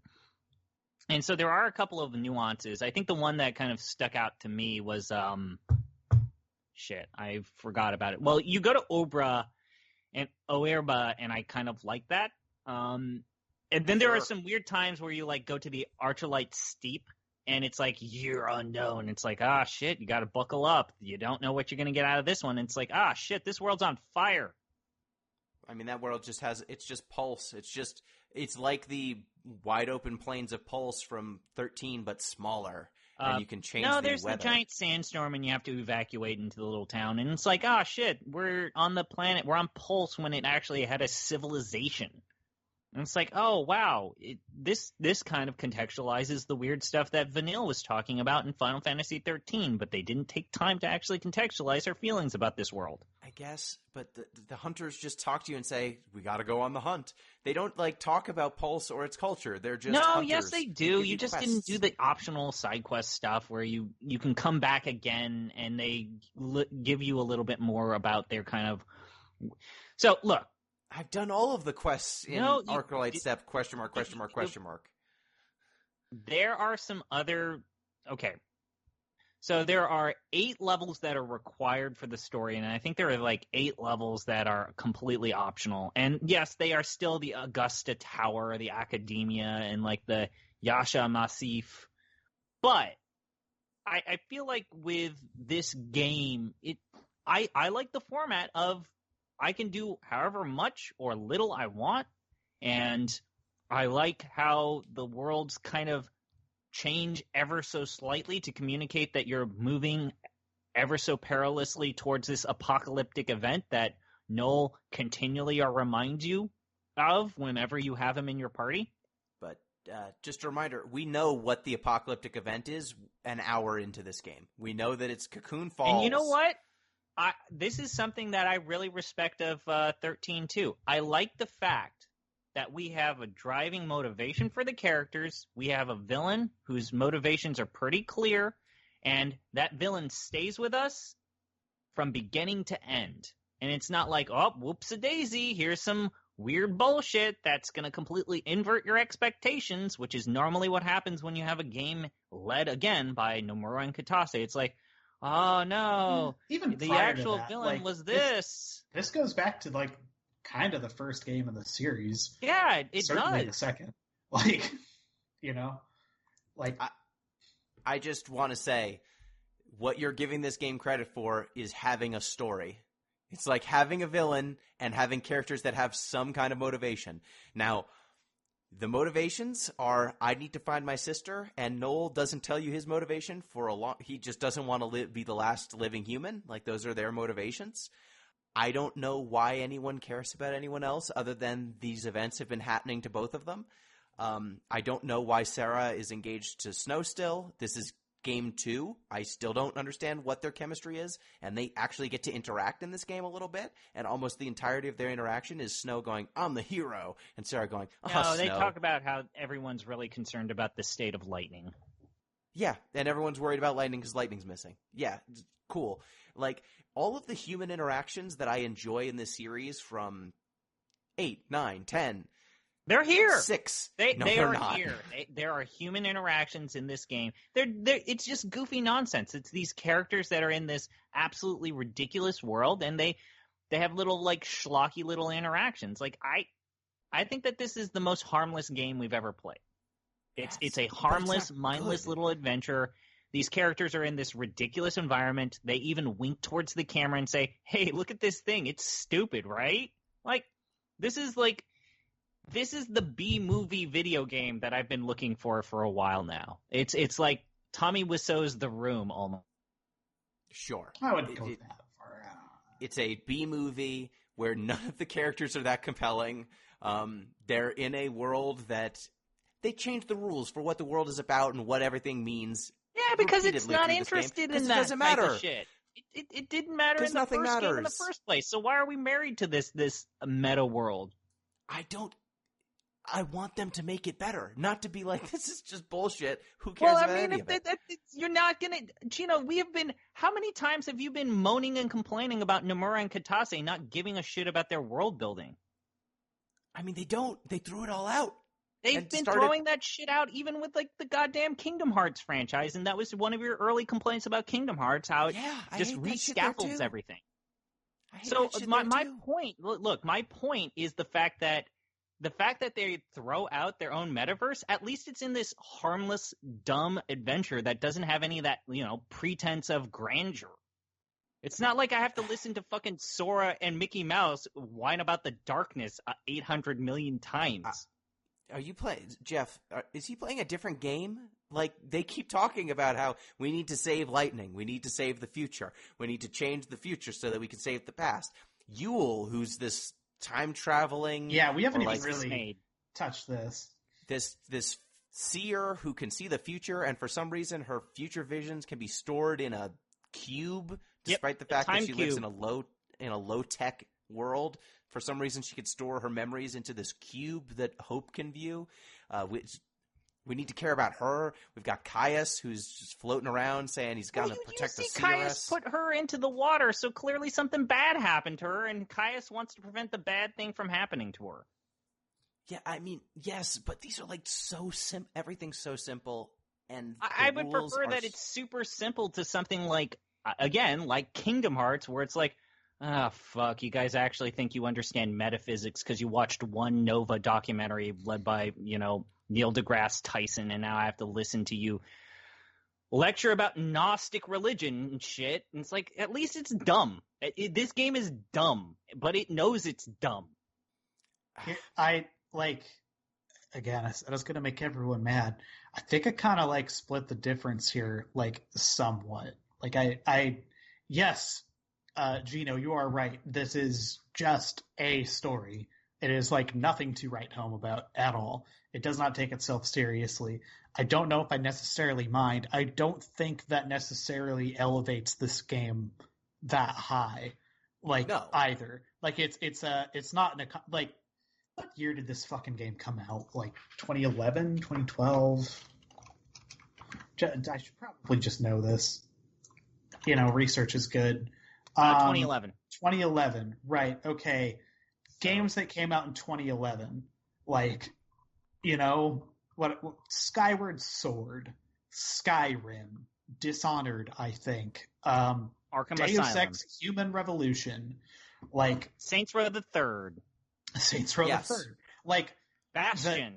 They're we're talking about very disparate games there in that list, but this is a medium that is capable of telling stories. This series has told stories. I think that we're at a point that I can be at a point where it's I don't know, at least it kept it basic and kind of landed a couple punches by going incredibly rudimentary. I don't know where my sister is. I would like to find her, and I hope everyone doesn't die.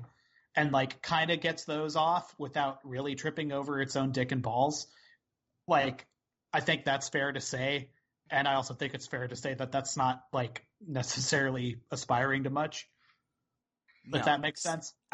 That is my stance on this. It is that this game took a shitty world, retconned or got rid of a lot of the stuff that was annoying about it, replaced it with other different annoying stuff that doesn't make a lot of sense either, but at least it's different. It treats its story and characters with about as much respect as I do, and then that's fine. And then, like, the gameplay is, you know, the numbers can go up. It's the same gameplay that you saw in 13, but it's been streamlined and improved.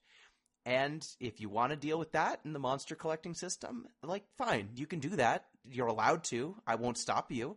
But that's like a mediocre game. It is punching at about like Final Fantasy X-2 levels.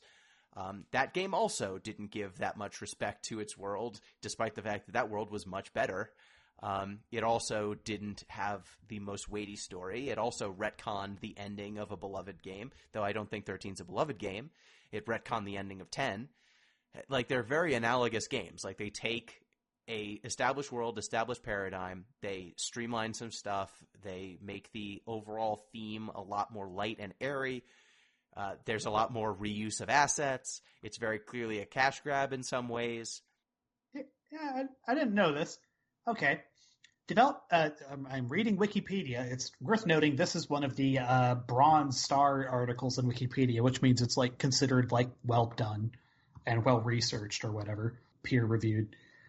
Up at the jump here, development of Final Fantasy XIII-2 began around March and/or April 2010, so around the time the first one came out, and lasted 1.5 years. That shows. That makes sense. Game was unveiled at Square Enix First Development Department premiere January 2011. Many of the key designers remained, and developer Tri-Ace Wow, hired Tri-Ace to help made with this the game design. Holy shit! Yeah, What the Tri-Ace fuck? is here. I know. Holy Like, shit! all Do of you know this what makes so much Tri-Ace more- is, Gino? Yes. Holy fuck! Yeah, I know. They make bad games. They make bad, inscrutable games. No, Oh, but they man. made the Star Ocean franchise. You Yep. idiot! Holy shit! Residents of Fate, they came out around this time. Yeah. Fuck! Yeah. Like, so What? much. They make All inscrutable right. games. And All that makes right. sense. This is probably what? As they were You're brought in right. for, well, specifically they were brought in for, according to Wikipedia, design, art, and programming. So I don't know if they contributed to plot, but they touched it in a major Jesus way. Christ! This is Okay. Sure. This game really reminds me a lot of Star Ocean Till the End of Time. Holy fuck! Try it. I mean, yeah, so, yeah, I mean, this, I don't think this is going to be, and we can keep talking about the story, but honestly, who cares? Like, we meet Snow, we have to save the Crystal Pillar. Yeah, I'm just far enough, like, to be clear, this game more or less implies that Hope invented time travel. Oh, yeah, Hope invents time travel in this game. Like, I didn't get to the point where they just kind of explicitly say that, as far as I'm concerned, but it's like, he continued talking about this, and I'm like, wait, did they make Hope invent time travel? That's fucking incredibly dumb. Whenever this game decides that they need a character someplace, they just come up with a single-use explanation for how they got them there, and then they do it. Like, there was a level where a Paradox was a hacker, hacking code. That was the Paradox. We had to stop a hack from happening from outside of the world or some bullshit. Which you do by shuffling rooms around. Yeah, which you do by shuffling rooms around. And in a very Chrono Cross way, those rooms then make a noise, and you have to remember what that noise is when you get to the end of it and punch that in correctly, or else it doesn't work. Like, oh, of course, yeah. That old chestnut.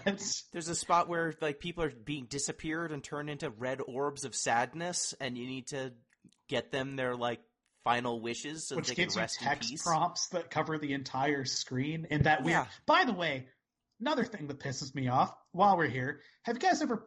Okay, this is specific to like this era of Square, but Yes. like right. So they remastered Kingdom Hearts for the PS3. Yep. Around this time. And both of the Final Fantasy XIII games that I've played now, as well as those, have this thing where they caption the games, but they caption them in this font that is like huge, like 144-point font, where they can get like exactly 2 lines on the screen, like about 12 words. It's enormous. It's like preposterous, and it doesn't scale particularly well, so it's just this like, it's just fucking weird. Like, I don't understand this choice, and it's not like they went back to it. If you go play like the PS4 remaster of KH3, it's like okay, or KH1, whatever. So I don't know.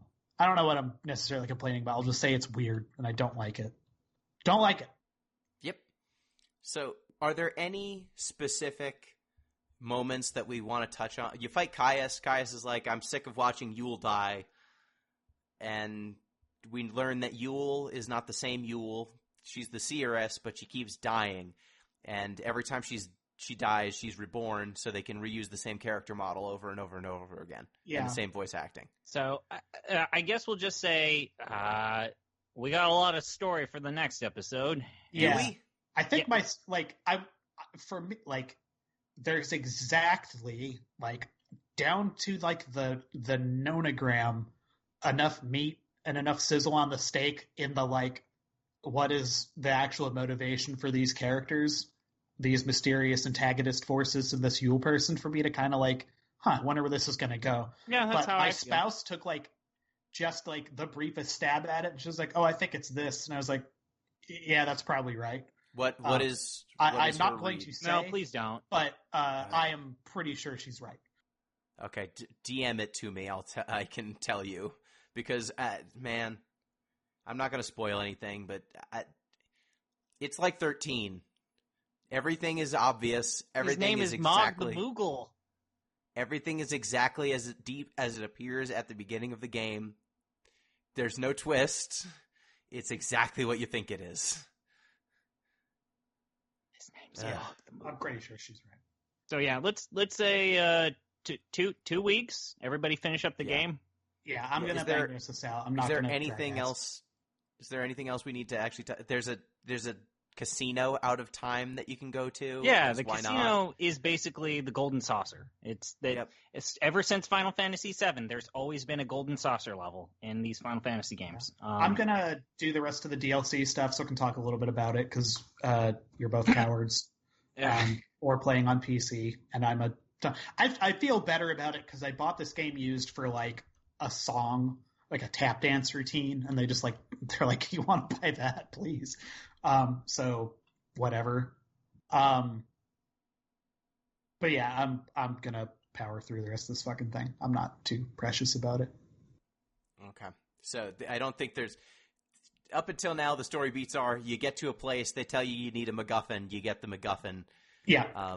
And then you go to the next place and you get the next MacGuffin. There's no rhyme or reason. Like, they don't give you a good explanation of why you're doing anything.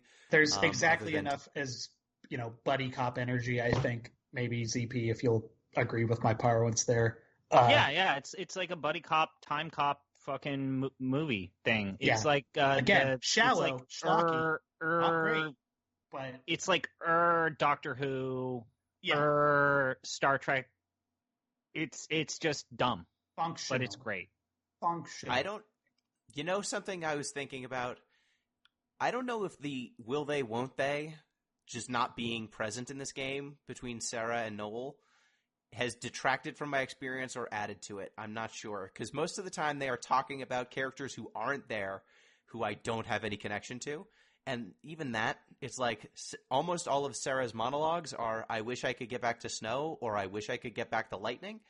And Noel's dialogue is usually, this thing happened, don't ask me about it. And if they had some more dialogue moments between the two of them, or if there was any sort of tension between them, I want these two characters who are the main characters of the game to have more to do with one another other than solving the problem directly in front of them. And almost all the narrative is focused on them solving the problems in front of them. And I just wish that there was any semblance of human emotion. I miss the, Waka talking about the death of his brother thing. I miss the, Zidane figuring out his place in the world stuff. I miss Seven's eco-terrorism. I said this when we did the Final Fantasy X-2 podcast, to quote a certain Boston Celtics coach that is now currently under investigation by the FBI for boosting. Larry Bird's not walking through that door, Gino. The Final Fantasy of the past is dead, and I am willing to accept a dumb, schlocky, just mindless, wallowing in its own filth like a pig in slop. That's what this game is. Two things I want to conclude this I'm not on. even disagreeing with you. I just don't like it. First thing, as I said, it's like functional, and I'll probably get through it. And like, I feel like this is like maybe like a D to C range game. But one thing, just I absolutely wanted to set on fire. One of these paradox puzzles is so fucking bad. It's so bad that I like typed in like Final Fantasy XIII-2 like clock anomaly. And yes, the first thing puzzle, that came right? up is literally A just program. a tool someone's developed, Yeah. just like, hey, just punch in the numbers, I'll show you the answer. It's like, okay, right, so this game is a plot thing. Like, you're playing this game for the story. Unless you're like really sick, maybe like me, maybe like Billy, and you like the numbers going up. Because it'll let the numbers go up.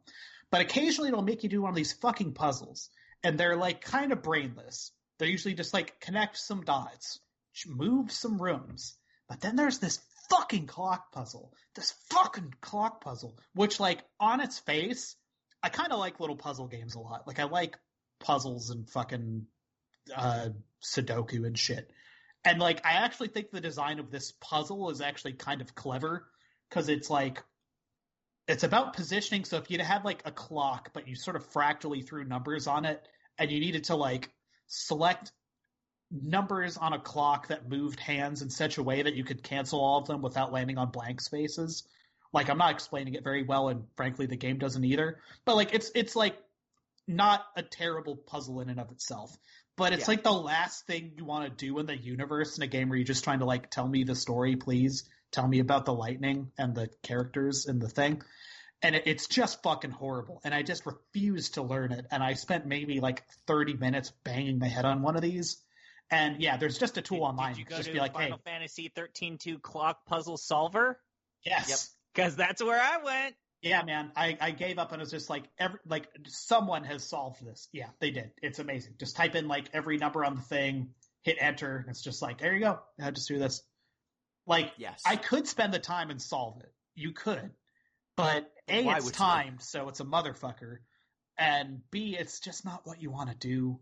It's just not. It's not. I rank these slightly below, say, like all of the puzzles in this game, slightly below the cloister puzzles, but not by that considerable a margin. I will stand on this hill that I say that I don't think there's ever been a good puzzle in a Final Fantasy game. I disagree. Okay. I like Odin's puzzle in 8. Oh, fuck off. That's just literally a fight that dude. No, you need to get Oh, the eyes, and then you plug the eyes in, and you get the You're the person who numbers. gave me so much shit for the quest design in Riven. Yeah. Fuck It's less, Riven, it's man. less obtuse. Oh. It's way less obtuse than Riven. Riven, the sequel to Myst. Fuck you. Ugh. I like the Tomb of the Unknown King. I like having to know where I am in that place. That's kind of fun. I like how you immediately go to Final Fantasy VIII for good puzzle design. It's not good puzzle design. I just prefer it to anything in this game. This game just teleports you to an abstract puzzle zone, and then you solve puzzles that I have. love it. Yeah. You couldn't even like- think of like a good way to like ground these puzzles within yeah. the world. It's like, nah, we're just gonna. As arbitrary you want to Ethereal put it plane best, like full of you can just puzzles. like you can see the budget in this game in so many You can places. see every dollar where it was spent, how it was spent.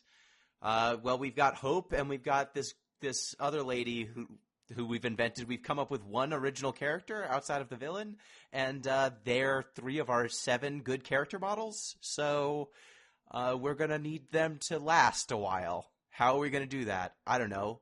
Hope time travel. Almost all of the locations are within the same 5 years, or time travel. Sure, why not? The other thing I want to talk about, and this is unrelated to Final Fantasy XIII-2, is I recently watched Twins and realized it's basically Metal Gear Solid. And when I pointed this out on another Discord, someone said the next thing that the man, Hideo Kojima, did was he watched Junior and was like, maybe I should make a game where a baby's in a man. And that's where Death Stranding came from. Sure. So, like, I think the next thing he should do is like a kindergarten cop game, but it's like espionage or something. There are True Lies. Like, Thing.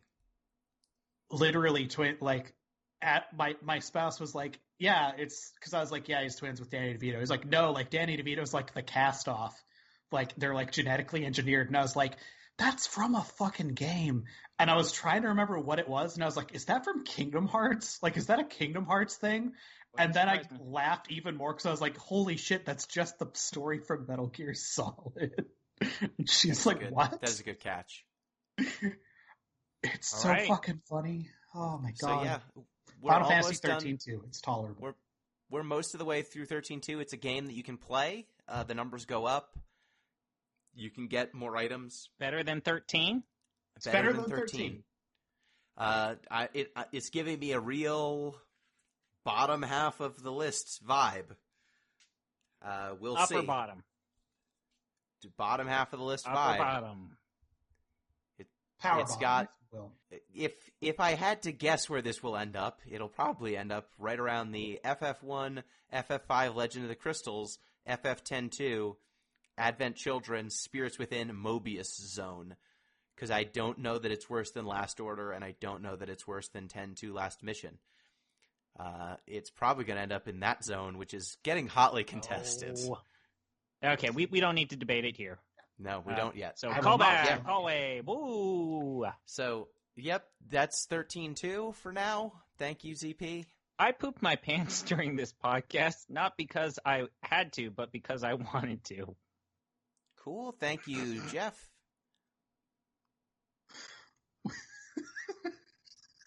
Thank you, listeners. What? You can get in touch with the show at DeepListensPod on Twitter, deeplistens.libsyn.com. We've got comment sections. And deeplistenspodcast@gmail.com. You can send in emails. You can also support this show. Support the show on fancentro.com. Patreon.com/deeplistens. OnlyFans/deeplistens. Nope. That'll get you the Discord if you go to patreon.com/deeplistens. I'm going to put a poop emoji in the Skype chat. God damn it. I hate everything. Thank you, everyone, for listening to this. We'll be back in 2 weeks to resolve exactly where on the bottom half of this list this game belongs. Oh, wait. Can you give us a hint in terms of which it's your turn to pick next time, Gino? Can you give us a hint? Where's my turn? I mean... Oh, wait. No, wait. Yeah, it's Jeff's turn, right? Jeff, you influenced us to pick 11. Yeah. I know. And I took myself out of the running, and it's been about 9 months. If you want to pick the next one, I'm open to it. Okay. I have a simple question, and we can end there. Do you guys have 3DSs? I do. God. Wait, no. I don't have a 3DS. I have... Can I use RetroArch? What 3DS Final Fantasy is there? So anyway, cool. Thanks. That's all I needed to know. Wait, is that not that one. No. Is that the 4 after years? We haven't even played 4 yet, you monster. Oh, I think he wants us to play the tower defense game for fucking 12. That's DS, and that's Revenant Wings, and I've played Revenant Wings. That game's also bad. I want to play 6. I want to have a good time. Maybe the last time we can have a good time. No, I gotta pick that Jeff continues to veto my pick. There are so many better games. Yeah. Not Revenant Wings. All right. Well, anyway. All right. Thank you, everybody. Talk to you later. Till next time. Bye. Peace.